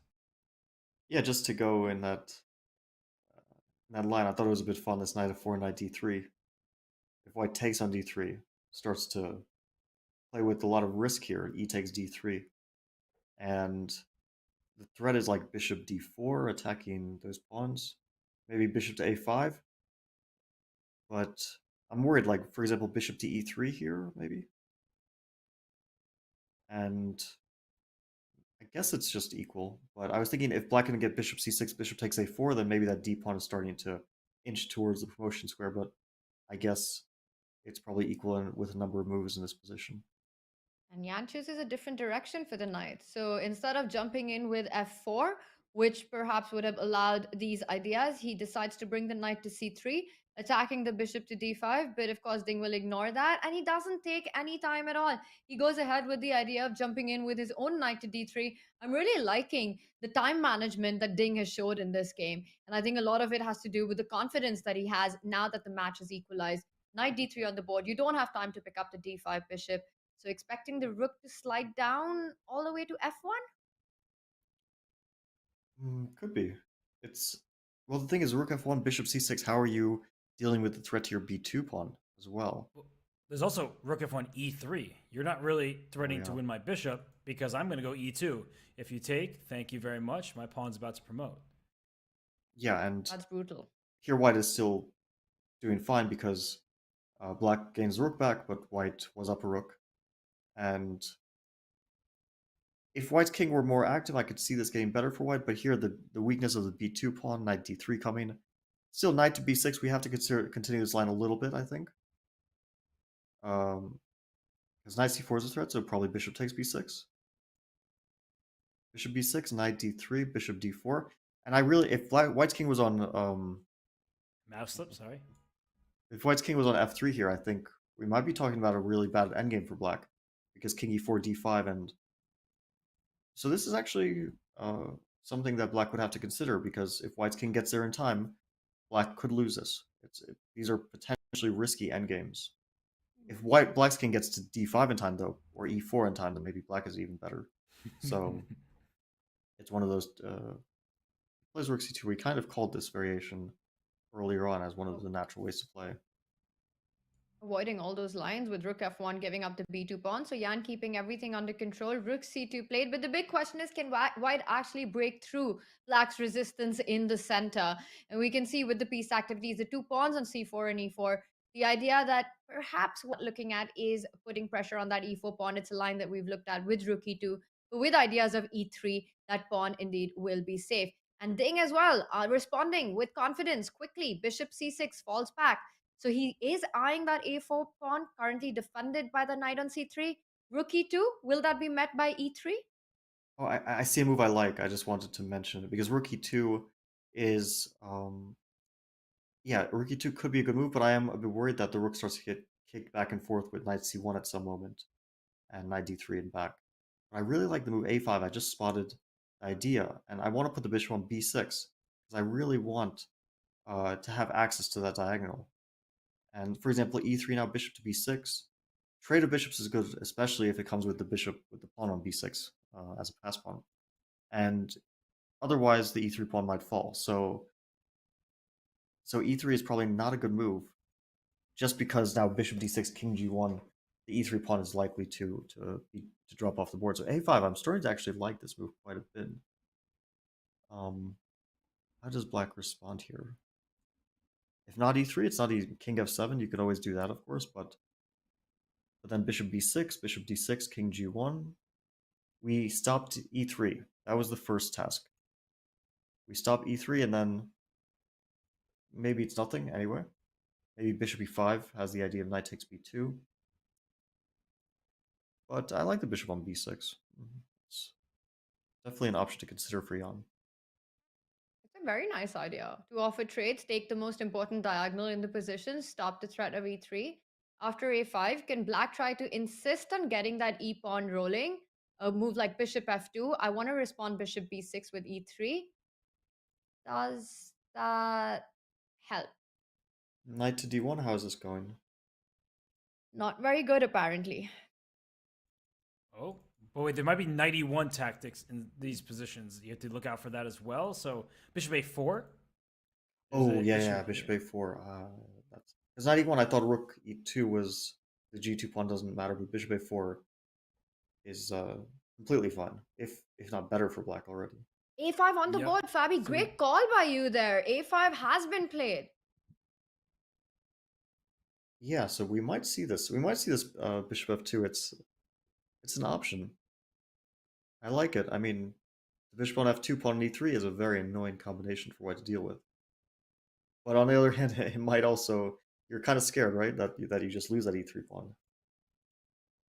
Yeah, you're putting on a dark square. White has a dark square bishop. Also, even when you get this far, you're not going anywhere from there. At least that's not apparent. So it could be a bit of an awkward configuration. I think king f7 feels sensible. You're bringing your king, using as a weapon in the endgame. It's not going to be checkmated. So why don't you just march it up towards a square like e6? I don't see how that could be bad either, because bishop b6, great. You're controlling the e3 square, stopping that pawn from going, but I can bring my king up to e6, switch my bishop's diagonal to d6, and then where is white's progress after all that? Your a5 pawn can be targeted by my dark square bishop if your bishop is to reroute somewhere like e3. Yeah, this is such a tense position. It's so difficult to play because on each move you have 5 different logical options, right? You can always and very often you have to keep on the lookout for tactics involving either the e-pawn pushing or sometimes knight takes e4 stuff, things like that doesn't work in this specific position, but in a position where you have to deal with kind of non-concrete moves and also some very concrete tactics, that's the most difficult type of position to play. On the other hand, I don't feel like for white the stakes are too high in this position. Like I don't see white risking. So even if he's not playing super accurately, I don't think white will end up in a worse position. But for black, it could end up a bit risky if he's not finding the most accurate approach here. If you had to pick a side to play this position from, would you pick white or black? White? Yeah. I'm going to go with Robert's answer as well. I'm up in exchange. I don't really see any way to lose. Even if I blunder, I probably can give my rook back for a minor piece and a pawn, so I wouldn't be too worried. But yeah, I think that your earlier question, is this closer to a draw or to a chance for Jan to win? Even though the eval bar, it's moving a little bit, I still think in most of these positions it's going to be closer to a draw until I see some form of progress from Jan. But king f7, your move has been played. And once that pawn gets to e3, I will ask this question again. Just putting it out there. And if it never gets to e3? Then I'll just let it be. I'll let it slide. But I get it. You want to be white. It looks like the kind of position where, at least for now, white is playing for 2 results. I think that there is one scenario where I'd rather be black, and that's probably in like a blitz game. I just feel like black's moves are a bit more natural. Like you can bring the king to the center, so I think those moves could be made a tempo. While I mean, this isn't really relevant for a classical game where both players are over 30 minutes and they have plenty of time to potentially think. But if we're down to seconds, maybe I prefer black. That being said, I wouldn't be surprised to take black. And in the time scramble, I just like start losing my pawns. First I lose the c pawn, then the e pawn, then the a pawn, and then I start to regret my life choices as I'm looking at no pawns left on the board. But yeah, I think Ding is probably a very heavy favorite to hold this position, even though he is on the back foot. I just don't see that many ideas for white. So if we think about it, the rook on c2, it's kind of dominated by black's pieces. The knight on d3 makes sure the rook doesn't get anywhere too active. The rook e2 does come to mind in some positions, but the b2 pawn is also loose. So you have to watch out, because if b2 is lost, then the c pawn becomes a passer. And there are many trades that can occur that would leave black with good chances to hold. But what you don't want is to see these bishops come off the board. I think if those bishops are off the board, then black is in huge trouble. And the other problem in white's position here is that you can just never get rid of that knight on d3. That's the big trump for black, right? The only piece that can offer a trade there is white's knight. And you can imagine it getting to c1 or getting to f4, but you never really want to capture on d3, simply because that transforms black's position to an even more preferable one, with one of the pawns landing there instead of the knight. And with a pawn that far advanced, it's not an endgame that you want to aim for. And as long as this knight stays on d3, it is a very dominating piece. It kind of really restricts down white's rook, as well as the bishop activity. It's hard to find a break here. Fabi, I'm still thinking about trying to offer a trade for that knight, but it kind of doesn't lead anywhere, especially because I can't capture it on d3. Yeah, the only way that you could offer a trade would be by maneuvering your knight from c3 to, for example, e2 to f4. But we saw in a similar position that you would almost never want to take on d3, most likely. And also specifically here, let's say bishop, I'm not sure if the bishop goes to d5. Because then knight f4 comes in, right? Knight f4, you're hitting that bishop on d5, and it might force black actually to trade the knights that we're talking about. Because you don't have bishop e6, you lose the c4 pawn. Yeah, this knight e2 is in a very timely moment for knight. I'm wondering why, what changed? Because the king is on f7, the bishop can't go back to f7. This is the only difference, right? So if the bishop goes to b5 instead of d5, does that lead to some kind of knight g3 potentially? Or is knight g3, probably you don't want to do that, right? But maybe you do. Well, this is a bad square. So actually, at some point with bishop b6, if you give this check, wherever my king goes, I'm going to go knight d4, and you can't keep your bishop on b5 anymore because I'm threatening to take it and get a passed pawn. Yeah, that looks really good. The bishop on b5 is stuck there. It needs to defend the pawn, but it also needs to move in some cases. So, knight e2 is actually quite dangerous. Maybe king f7 was a dubious move for this reason. That's amazing, because it's such a natural move. You're just trying to bring your king to e6. Of course that makes sense, but knight e2 to f4, does that mean that black should have preempted it with a move like g5? But that has its own risk. You don't really want to push your pawns forward, because then your base pawns become more vulnerable at some point. So yeah, g5 was there, but I just have a question. Knight e2, bishop d5, knight f4. You get what you want. I'm going to take here. How does white win this position? Oh, b3 is not good. I mean, b3 would be the answer to that question. But c takes b3, rook c5, b2. Wait, we made a mistake? What? How is white? Rook c1. Oh, okay. Oh, wait, what was why was the value bar shifting? Does black have something better here?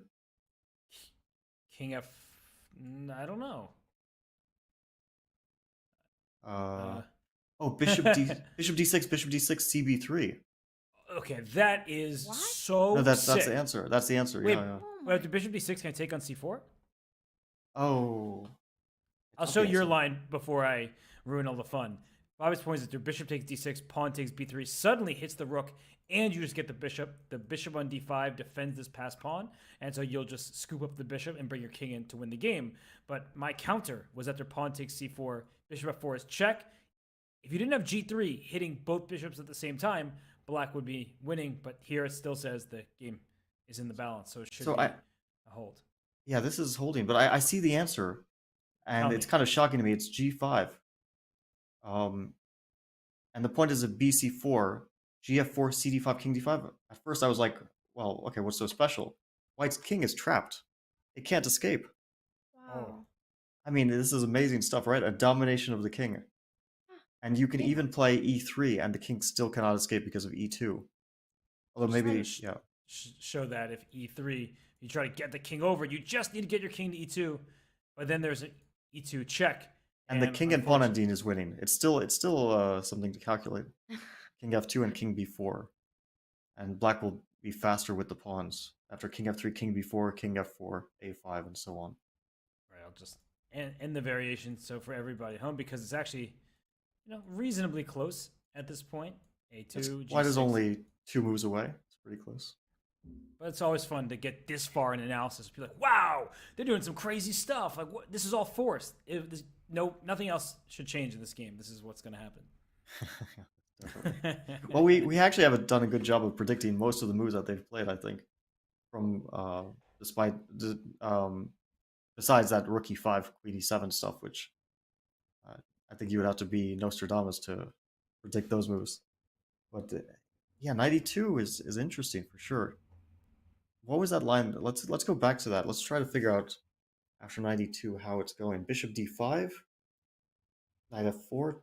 You should probably take. I think so. And now king. At this point, e6. you have to, right? Because you're gonna lose a pawn otherwise. So you have knight b4, but knight b4 probably rook just drops somewhere. Yeah, and king e6 here looks normal. So b3 didn't work out, but what is the correct way for white to play? Of course, it's beautiful. You have no risk. Even like from white's point of view, without knights, you got rid of that beautiful knight. You can play rook e2, for example. I think basically white plays without risk in this position. Wait, what's the plan for white? Exactly. Bishop e3, bring the king back into the game, and then slowly you'll take control of the dark squares somehow. So if I just wait, you're gonna bishop e3. Okay. Bishop e3. I was going bishop b4 or something like this. Bishop d6. D5. Yeah, I just don't see how white wins this. I don't think you're saying white is winning, but no, but we have to take it one move at a time. Well, Jan decides another approach here. Knight e2 would have forced the trades, but instead he decides to place another piece on e2, rook e2. So his idea is clear. He is eyeing the e4 pawn, but the b2 pawn is hanging. Is knight e4 a real threat in the position? Can you actually afford to give that b2 pawn? And if it is e3 the only response? I think yes, it is a threat for sure. Knight c1 is also a response, but I don't know if it's a good one. e3 we were considering this line, right? Or wasn't in this position, were we? No, I don't think it was here because bishop b6. What are the chances of a repetition here with knight c1, bishop knight b6 is d3? crushing. Do you think that might happen or no chance at all? It's a non-zero chance. That's a an non-answer, easy way of saying, Fabi. Yeah, that's an easy way of saying nothing, right? That is a non-answer. Well, we've got knight c1 on the board, so not e3, not the committal pawn push move. And now we're going to find out if Jan wants to come back with the rook to e1. The knight will jump back to d3. Yes, you can give a check on f1, but the b2 pawn is weak. In fact, is there an actual way to avoid the repetition at this moment? Well, we see a question mark on our screen, but this is not clear exactly why, so I guess we should be able to figure this out, right? But it's not a blunder, right? This is just a move that made the position worse, right? But it wasn't a blunder. It wasn't that big of a deal because it still only says 0.7 for white. So that means black had a better move that probably allowed Ding to draw without issue. But this move is a slight misstep. Let's call it that because it looks like a very good one to our eyes. Is knight takes e4 dangerous here? I highly doubt it. Takes. Knight c5, bishop b5, and bishop to e5. I was wondering if this position could be pressed a bit. Yeah, knight c1 and knight to e4, I was thinking. You want to do some kind of check business here? Yeah, but you also have bishop c6 here. I was hoping that if I get my king in the game, then the pawn structure is a bit better for white, but probably white doesn't have time to get the king in the game. Right. And just to finish this variation, you think you're winning a pawn, but you're getting yourself in some trouble as well because your bishop and knight are under attack, and you may think you're defending your bishop, but I can just even keep moving my king forward. And the best. Sorry, go ahead. Yeah. No, I was going to say maybe king d5. Or is bishop d5 the right response here? Yes. Oh. Because white can also start taking pawns. Bishop g7, bishop h6. Probably. You might have to. Probably a draw, right? You have to, because where else do you go? If you play bishop here, my knight attacks your bishop. So you have to take and here, and white still makes a draw, but that's not what you want, given the starting point. No, not at all. Yeah.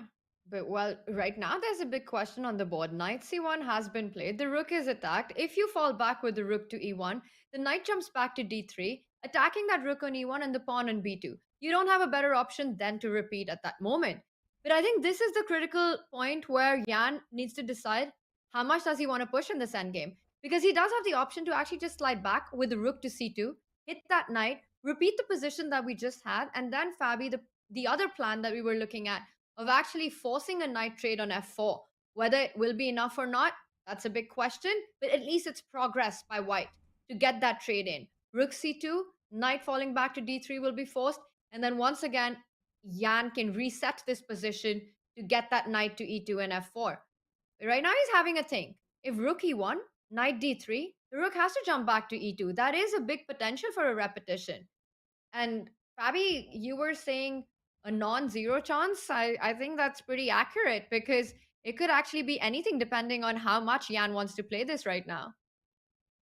I think we could see a repetition unless he sees this rook c2, knight d3, knight e2 idea, but it's much easier to see it when you're in that position than when you're not in the position. So at this point, he might not even be considering rook c2 anymore. That might be off his, let's say, menu, right? Because he's already been there and he decided not to go to that. He decided to go to another position. Like, I already forgot that was an option. I was thinking, okay, rook e1, knight d3, and something, not rook c2, knight d3, and something. Moment he of looked truth. up at Ding. Yeah, he's going to make a draw. So the repetition looks likely the way he looked over at Ding, like, all right, it's a half point here. And he moved away because Ding is thinking. But you know what's interesting about Ding thinking is that we saw the question mark appear. And probably overly harsh given the nature of the position. But that means there's a better move for black, and e4 is hanging, and I don't really like the look of allowing knight takes e4, bishop e4, rook e4 without getting something in return. So is it king e6? Like just activating my king really quickly just to put this in? The eval bar didn't hate it, and the point is that once I get king d5, now b2 is under threat. You can defend that, but I bring my bishop in, and suddenly black is the one who's kind of playing for a win because I get a pass pawn. That's a scary pawn, supported by that knight on d3, which remains the best piece in the position, even better than white's rook, to be honest. I mean, just such a beautiful knight. King e6, I mean, will Ding start to get ambitious in a position where Jan has already shown his intention is to draw, but after knight c1, he still would have time to go back to rook c2 with a better position. Yeah, king e6 is an unexpected resource. And if white shouldn't take on e4, white does not have like obvious moves here. Okay, bishop b6 maybe comes to mind. Bishop d6, king g1. Okay, this still feels fairly safe for white. But there's bishop to e5 here with similar ideas, right? This looks worrisome all of a sudden. Like this is the type of position where things start to go wrong and suddenly black is the one playing for a win. Then maybe king e6 is a beautiful practical decision. That's going to be super brave by Ding. If he plays king e6, down an exchange with the black pieces, game 13, continuing at this point where Jan has clearly hinted that he's happy to take a repetition. He even looked at Ding when he played the move rook e1, rook e2, but then he got up and left when he suddenly saw Ding pause before repeating it with knight c1. King e6, moment of truth for Ding here. Will he try and get ambitious in this, guys? My feeling here would be that Ding's gonna go with knight c1. I mean, king e6 just feels like so much at stake at this moment, so much on the line for these two right now to try this position. But what I really appreciate is that Ding's not taking it for granted, because a lot of us, we would just make knight c1, assume that Jan is going to make the draw, but then when Jan decides to play his rook to c2, you have to continue to hold this game. So I actually really applaud Ding for not just making a rash decision, and assumptions are bad in chess. You have to calculate, and that's what he's doing right now. And isn't that what we saw happen in the WR Masters? Sorry, Fabi. Isn't that what we saw at the WR Masters between Jan and Levon? Was it the WR Masters? Yes. No, you're right. Levon wanted to draw with the white pieces because for his tournament situation it was very good. He was +3 and Jan was on 50%.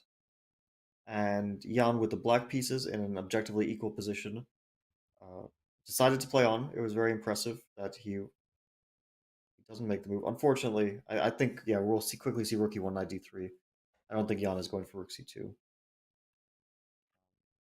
Wow. But king e6, I think that would have been a great moment for Ding, at least. Oh, we have it, guys. I mean, rook e1 on the board. You kind of assert your dominance with king e6. Sometimes you have to make decisions like this. Although we have a handshake. The game is in the books. That means we still have a tied match. And for Ding Liren, that's a success, drawing with the black pieces. And in a game where he, in fact, got the chances to push, but Jan as well, finding himself in trouble out of the opening, keeps it under control, played precisely. I think we can safely say that both these players are relieved with this draw in game 13.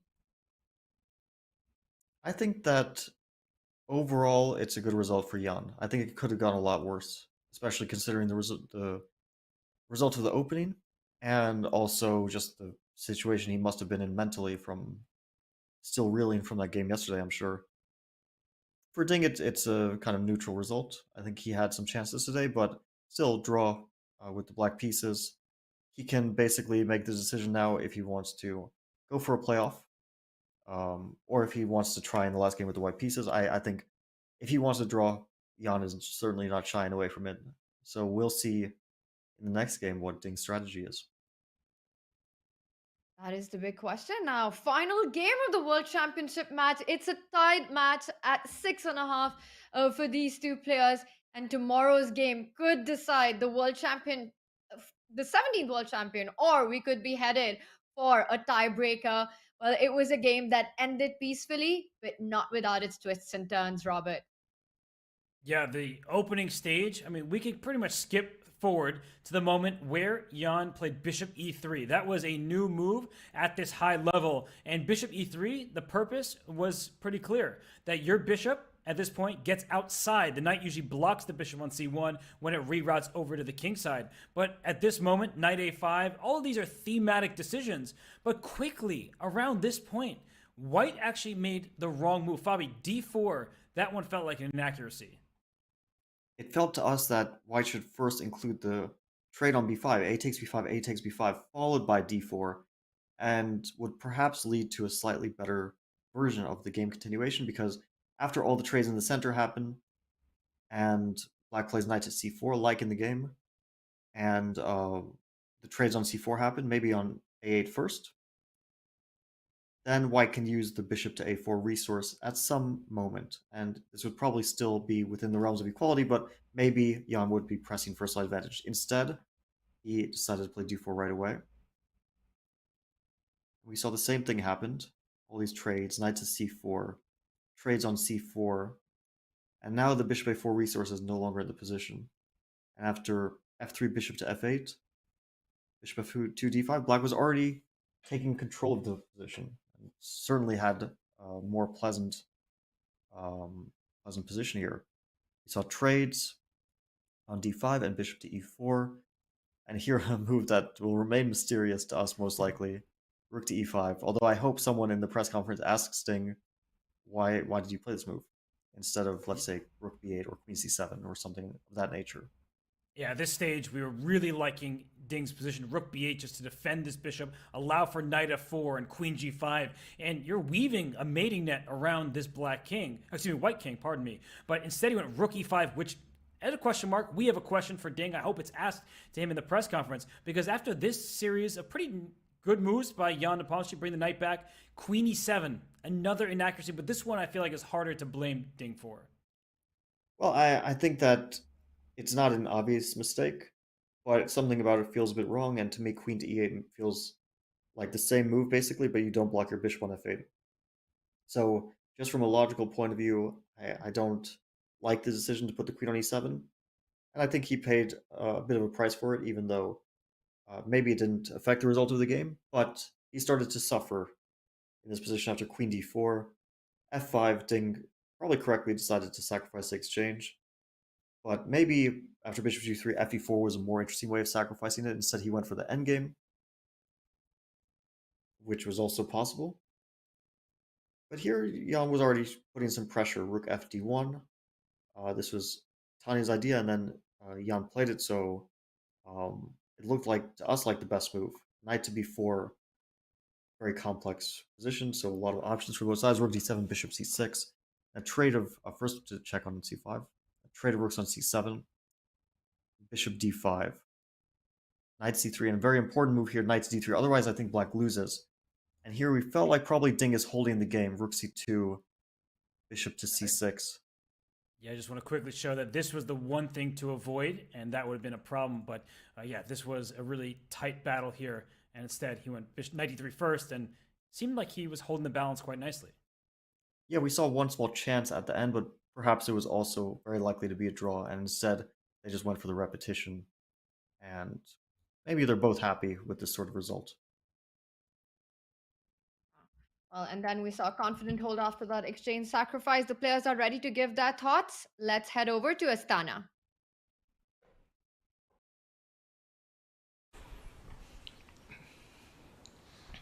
Hello everyone, welcome at the press conference of the round 13.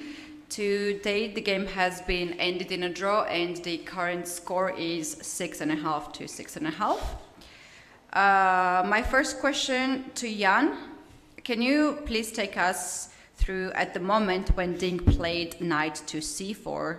You have captured the knight and then played f3, and Ding responded with d5 and got very nice initiative with that. What were your thoughts at that point? Have you considered something else than capture on c4? I don't know what to say, so I surely checked like a few different options, but I guess the problem was that in the line takes f3, bishop f8. I wanted to play bishop f4, and then after, let's say d5, e5, knight d7, rook e1, queen c7. Looks like it's very hard to protect this pawn, because if I would protect it, I think I would get a very nice position, but I didn't see it. And also it was, let's say, a plan B, like to play just f3, bishop f8, knight f5, d5, bishop d4, fe4, d4, fe4. But here I wasn't so sure, like, if I really have some compensation if it just takes on e4. So it looks very nice, but after knight e4 I didn't see anything like any solution, because queen is coming to g5, so looks also looks quite nice for black.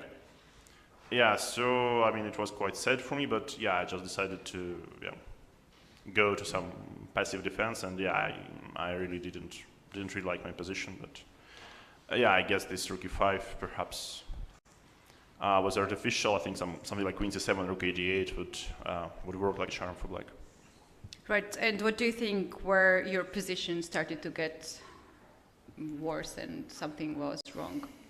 Yeah, I guess I mixed up something.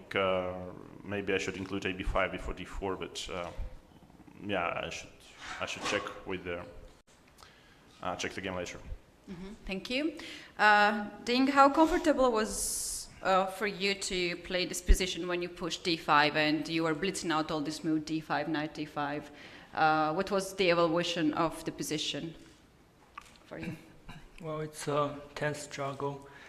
That at one point the center was occupied by pieces, not by the pawns. Yeah, this d5 break I'm very happy to play because it's like some kind of Sicilian defense. Then after, if black can successfully play d5, then he has no problem at all. He can also hope for some advantages after that. Yeah, I thought after bishop e4, I was better in this position, but it's not so easy to prove that it's a clear advantage for black. I want to play for the maximum by rook e5, try to protect the pawn knight with a rook, but it also has some drawbacks with this move.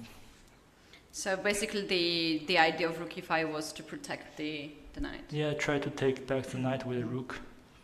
Have you considered to play, instead of queen to e7, queen to e8 move? A little bit, because I missed queen d4. It's a very powerful move. Mm-hmm. Yes. Okay. My next question to Jan. When Ding played f5, that really spiced up things. Were you happy to see this move? What was the evaluation after that move? Because you got the exchange. I mean, you better tell me what was the evaluation. Yeah? You had better position. Yeah, but I'm not sure it was a lot. So I had some idea like to play maybe 94 knight g6 or 94 knight e6, but I couldn't see how the things work. And then I'm not so sure. Yes, so I thought like it's very healthy just to trade away a pair of rooks. But I don't know. I didn't see anything I didn't see how to prevent this knight d3. So in tactical things, everything works for black, it seems. So well, I really wasn't sure. So obviously the play could be improved, but I mean, I'm not sure it was like that much better. Mm-hmm. All right, and also in the end game, that the position has been repeated. If this was another game of not the match, not the one of the last rounds, would you continue to play this end game, or anyway the position for you was equal? But I mean, I didn't see like why am I better. Yeah, so I mean, my rook is passive, and the problem that he always has the counterplay against the b pawn, so he's not obliged to protect on e4. Actually, he could play king e6, let's say, instead of knight c1. I also had this idea, like after knight c1, to play knight e4. Perhaps it's like slightly better, but then bishop g1 check, yeah, just it goes to opposite color bishop endgame. So if not bishop g1, it would be slightly playable for white, because the bishop on b5 would be a little bit bad. Yeah, but I don't know. I just didn't see like why should I be better here, though. Maybe I actually was, but I think the king is close, and like black has very nice setup. Mm-hmm. Thank you. And thinking about the last position, the end game, you gave some thought before you repeated the position. What was your evaluation in that end game, and how you made this decision to repeat the position? Well, I think I have the repetition on hand. I also considering king e6 to play for win, but I saw knight e4, take, king d5, rook e8. If I take on b2, he can check on d8, king e4, and check on e8. And maybe it's also perpetual, because if I go king d3, maybe he check on d8.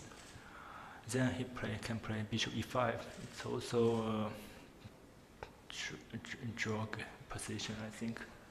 So in the end, I decided just to repeat moves. Right, I would ask the same question as I asked Jan. If not the match, if not the one of the last rounds, would you continue this endgame, or would you just agree a draw anyway? I agree to draw anyway, because the position is a draw. It's no way for me, at least for me, to play for win. All right. Thank you very much. Time for the press. We'll go first, please. Здравствуйте, Эльмира Мирзоева, телеканал Матч ТВ. Вопрос Яну Непомнящему. Ян, расскажите, пожалуйста, в целом о сегодняшней партии, о том, как складывался дебют и когда у вас возникло ли ощущение, что что-то идет не так для белых? Hello, my name is Elmira Mirzoeva. I'm from Match TV channel. The question is to Jan Nepomniachtchi. Please tell us about today's game and how it was going. And are you happy with the opening? And what went wrong, if anything? Спасибо за вопрос. Возникло ощущение, что что-то идет не так вчера. Вот, так что сегодня оно разве что потихоньку отступало. Ну, думаю, что в дебюте я где-то в неправильный момент сыграл d4, поэтому черные, в принципе, легко уравняли. Вот, ну, дальше была не очень приятная позиция. Ну, мне казалось, что она как бы защитима, но придется пострадать. Но после ладьи e5, мне кажется, у белых, ну так. Мне очень сильно не нравился ферзь c7, ладья d8. Вот, ну, после ладьи e5, не знаю, как-то ход в ход получилось отбиться. А в эндшпиле я, кстати, не знаю, то есть, ну, наверное, какие-то шансы были, но я их не сумел изыскать. Actually, after yesterday's game, something went wrong. I felt it. And today, this feeling just went down and slowly.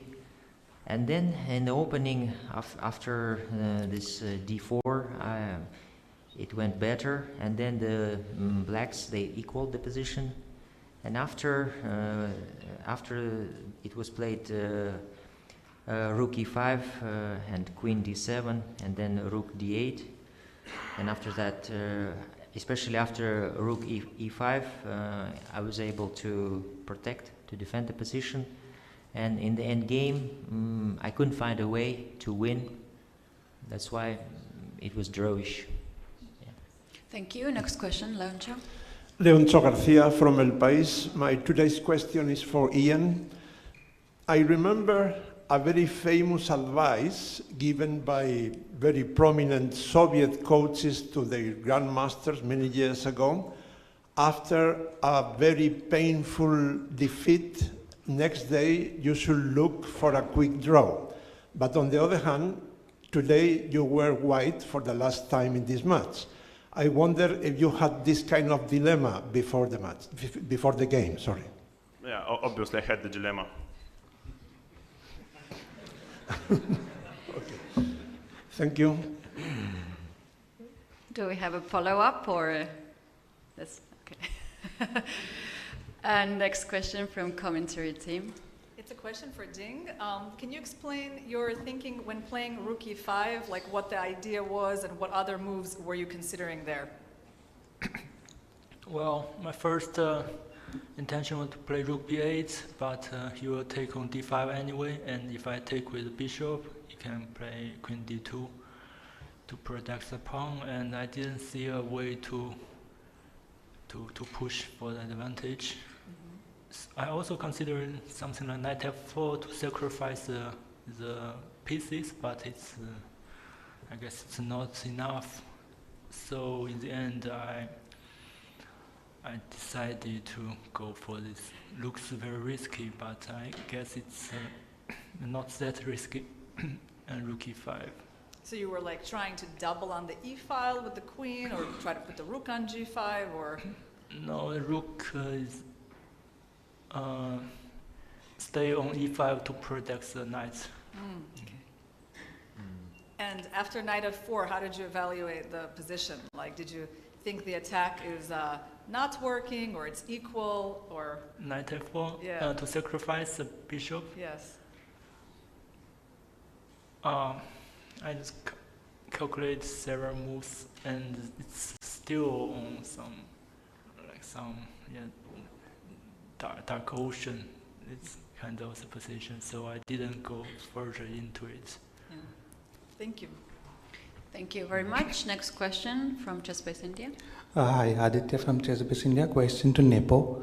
Nepo, we are told while learning chess that you should have a poker face while you're playing and not show your expressions even if you are in a bad position. But yesterday, you let your emotions on the board, and everybody was watching you going through the pain.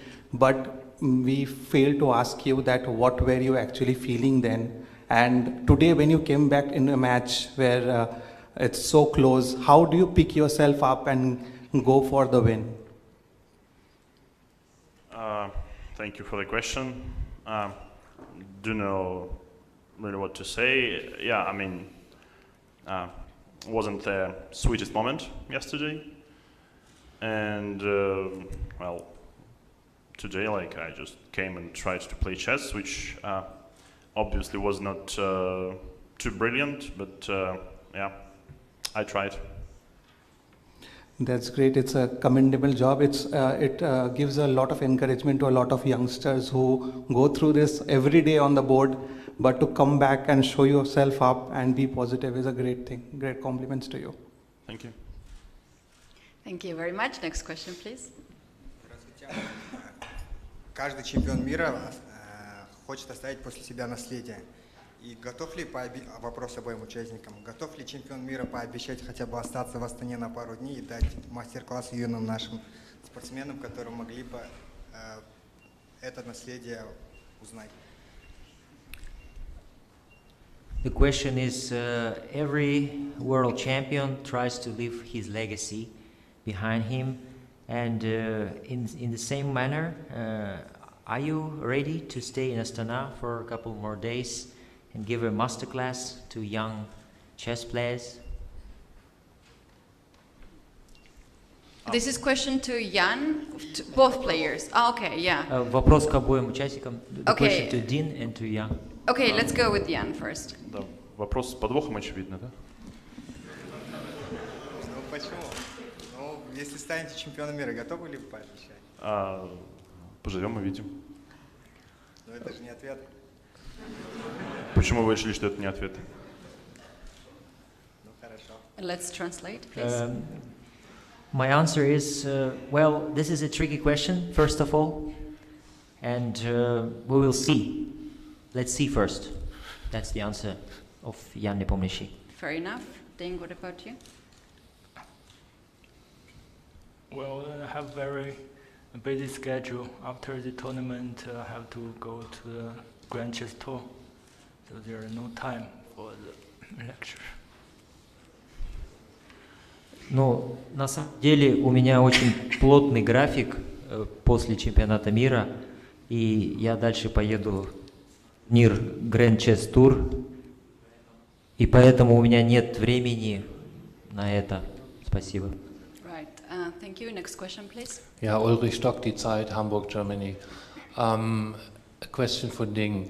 Jan, everybody saw his emotions yesterday on the board, but I guess you have had also very strong emotions after the game. Could you describe them, and how did you get along with that? No, I didn't have too strong emotions after yesterday's win. Well, it's normal. It's average level. Yeah, I saw Ian.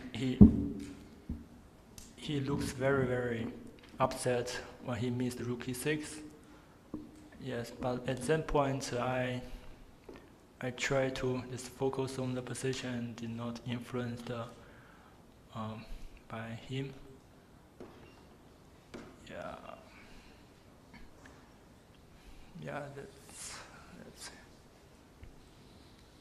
But you equalized the match, so this doesn't give any feelings to you? Yeah, the emotion might occur later, not immediately after the game, but it will appear later. Thank you. Thank you. Next question, please. Maria. Maria Chess.com, I don't have a question. I just want to say this match is a lecture, and thank you both players for that. Thank you. Thank you very much. If press has question, please line up here on this side of the microphone. And now we're ready to hear the tweets from Jesse. So please. I apologize in advance for today's questions. Jan. Better not to ask it. Fair enough. Jan, yesterday, is it correct that you stepped into both rest areas? Did you accidentally step into Ding's, or did you miss him that much during the rest day? No, I think it's quite. I'd say it's quite comfy when you're like moving around. You can see because of the like placement of their lounges. Yeah, you can see their transmission. Ding, will you and Richard continue working together after this match? Working together. Will you and Richard continue Richard. working? Yeah. Working is another thing, but I think we will, because we will play many tournaments together, so we will spend more time with each other. Thank you. Next question, please. Another one for Ding. How do you feel going into the last round with the white pieces? I know you made a note of mentioning the number of white games you've had left. It's both advantage and also disadvantage. I remember once Topalov, the Tomorrov Anand match, where Topalov had white pieces in the last game, but he destroyed it. So yeah, I have a rest day to see what to play for the last, or maybe not the last game. Yeah. Thank you. And my last question is for Jan. I'm only asking this question because of the volume at which it was requested. But are you superstitious in any way when it comes to your outfit choice?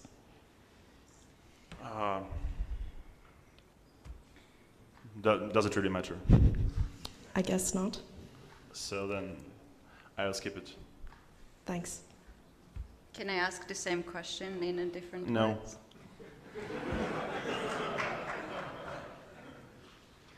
Okay. So you just like pink color? We suppose yes. All right, do we have more questions from the audience?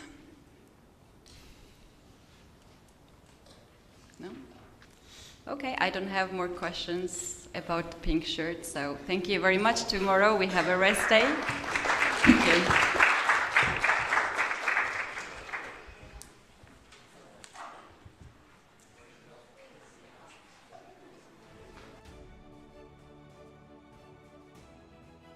One game remains to decide the 2023 World Champion, and we've finished game 13, ends peacefully, and that means that both players are tied with 6.5. Big question on everyone's mind: will we have a world champion in the classical game? Will it go to tie breaks? Will Ding Liren push for a win with white, or will he play it safe and force the match into the playoffs? We saw the players at the press conference, and the thing that struck out to me was that they looked pretty chill. They were pretty calm. They were discussing analysis, lines, cracking some jokes. Very different from the Yan and Ding that we saw earlier in the match. Yeah, well, I'd say the big. Oh, sorry. Go ahead, Fabi.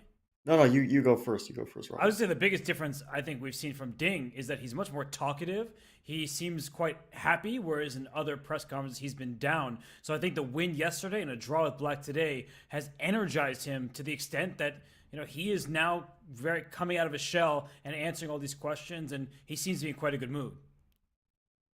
Yeah, that struck me as well. I feel like Ding looks like he's in good mood, and Jan, to the contrary, does not look happy whatsoever. He didn't look happy at the questions. I think the last two days obviously pretty much couldn't have gone worse for him, so he's definitely not happy about that.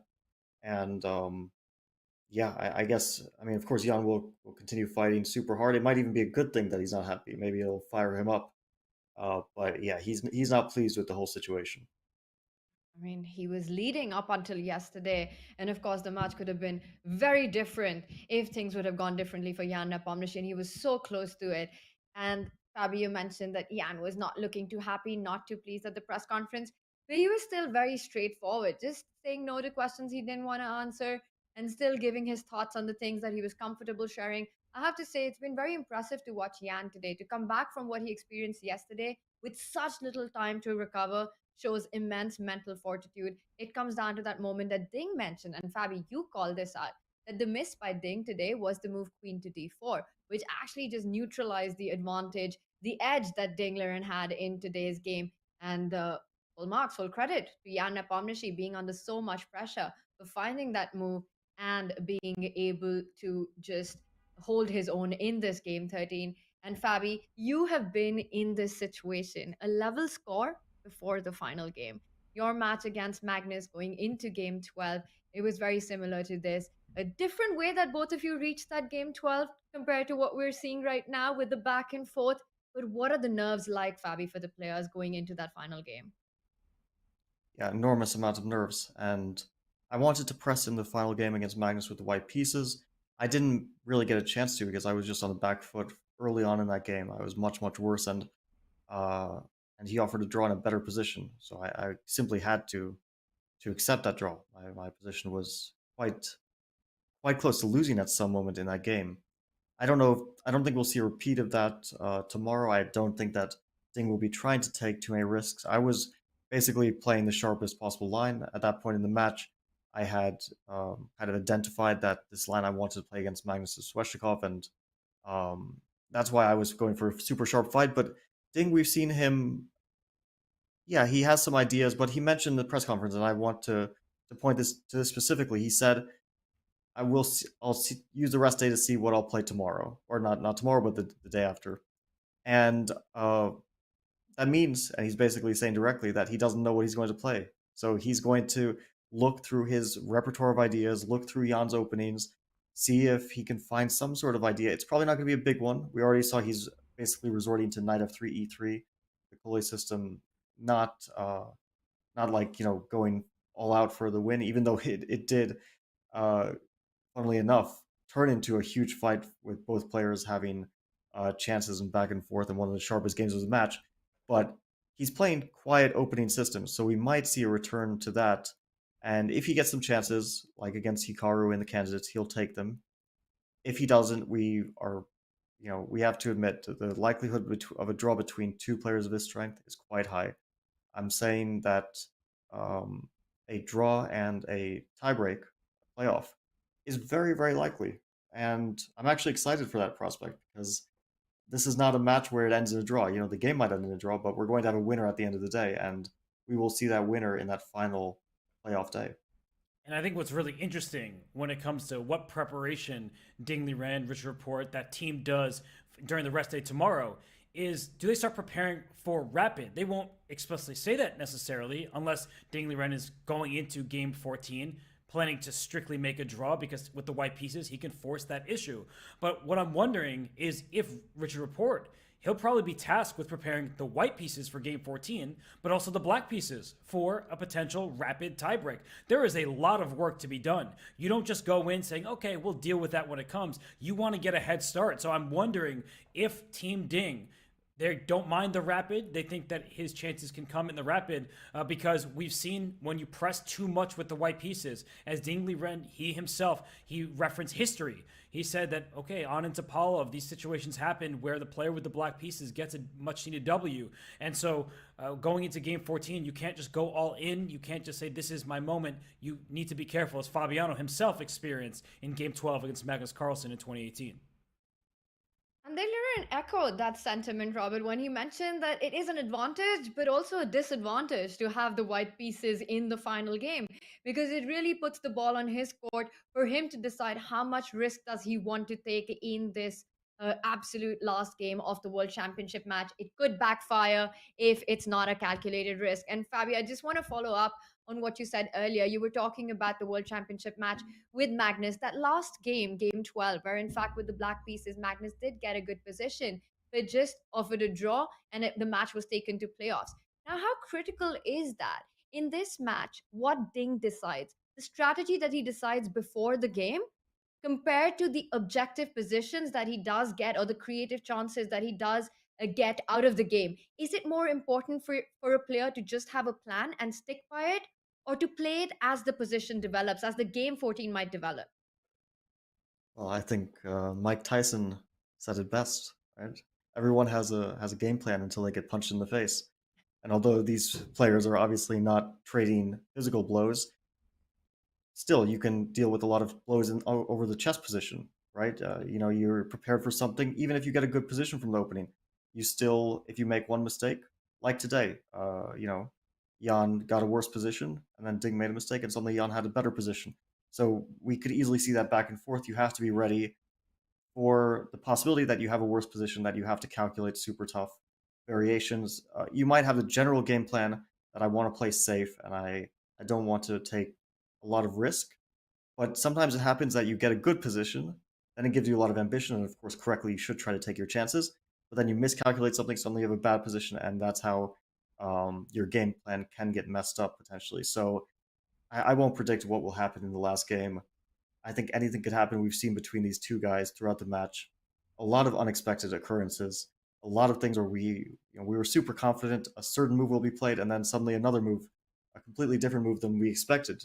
I mean, even in this game today, Rook E5 was a small example of something nobody expected. So I would say expect the unexpected, but if we get a playoff, I'm here for it. I'm going to enjoy watching these two guys duke it out in rapid chess.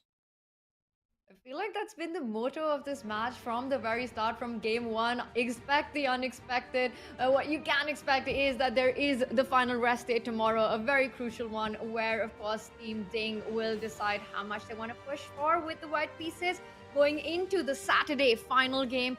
And the task for Team Yan is also cut up, that if Ding does decide to take it on, does decide to take on the challenge, where will Yan try to neutralize it and make sure that the situation and the position stays under control? These two have been epic players in this match so far. It has been such an exciting World Championship. As Maria herself mentioned in the press conference, the two have given so much joy to the chess world, and we've got one final game remaining. It will be there after the rest day tomorrow, a very important one. Once again, thank you so much, Fabi. Thank you so much, Robert. This was amazing. What an incredible day we had. Jan Nepomniachtchi comes back with the mental strength that he needs to go into game 14. Ding Liren also feeling confident. We have come down to the wire. It's going to be a big day. And before we sign off, I'm going to ask you guys my final question. If this was to go into a playoff, Fabi, Robert, I'm going to start with Fabi. Who is a favorite in that playoff? This is such a difficult question. I mean, these guys are going to be so evenly matched in the rapid, and I might give Ding the slight favorite just because of the trend of the match, but I have to say that this is about as close to 50-50 as you can get, and I know that sounds like a cop-out, but that's really what I think. I would not be confident betting on either one of them. And we've seen before, not only in this match, but in their previous results, in their previous matches, a lot of back and forth. And yeah, either of these guys could be world champion coming into the final day, coming into the potential final playoff. And I'll say that my answer sort of depends on how much Ding Liren tries in game 14, because if he wants to play ambitiously and Jan Nepomniachtchi holds a draw, I think suddenly Jan will be feeling better about his chess. The last 2 days have been really bad from Jan from a psychological perspective. And if we're being frank, in game 12, he had the upper hand and he threw it all away, and that's unfortunate because his play was shaky. But I think if he can right the ship and he has only one classical game remaining, then maybe he will have the advantage going into rapid. After all, he leads their head-to-head matchup coming into this World Championship. It remains the same because they're all knotted up that he has the slight lead against Ding Liren historically speaking. So why not?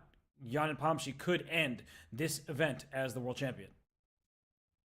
Yeah, I'm gonna say it, guys. I hope that we get a playoff. These two, with their back and forth, have played such incredible chess that I would love to see this match go down to the wire, for them to play all these different time controls, and then we will, well, one way or the other, either in game 14 or the tie breaks, we will indeed have a world champion, and it is going to be between Jan Nepomniachtchi, Ding Liren. Fatigue, energy, stamina, these are one thing. Nerves, control of tension, also playing the best chess that's possible right now with the world number 2, world number 3. What a fantastic match this has been. And I'm really looking forward to game 14. It is a rest day. We could have a world champion day after tomorrow when we return, or we might see an incredible tiebreak. And as we head into the rest day, we will leave you with the best moments from today from game 13. Plays Goes for F5? F5 It's on losing the board. spot! And oh my gosh, Rook takes E6? drops another pawn. What does That's he the want? third pawn that Jan gives up. Quickly played and resigned. Handshakes, and that is it. E6 on the board. Ding Liren comes back in the match. You see two worthy competitors, and you see determination. I think that this is setting the scene for what could be an epic finale to this World Championship. Tabby, no Sicilian prediction today? No, not today. E45 going on the board. Great call. We've got the King's Pawn opening. I think that his opening choice was relatively ambitious, more ambitious than I expected after the game yesterday. I was kind of thinking he might just not want to play today. Ding sat down and played that move instantly. I told you, I'm really worried for Jan Nepomniachtchi. Ding Liren's ahead on the clock. He's pulling a Jan Nepomniachtchi. The World Championship match could potentially be decided today. I think that this match is following the plot of a classic movie. The movie is Final Destination. And he plays it. I mean, this is some really brave stuff. This position is getting spicy. Moment He of looked truth. up at Ding. Yeah, he's going to make a draw. So the repetition looks likely. The way he looked over at Ding, like, all right, it's a half point here. We have it, guys. Rook E1 on the board. We have a handshake. The game is in the books. That means we still have a tied match. And for Ding Liren, that's a success, drawing with the black pieces.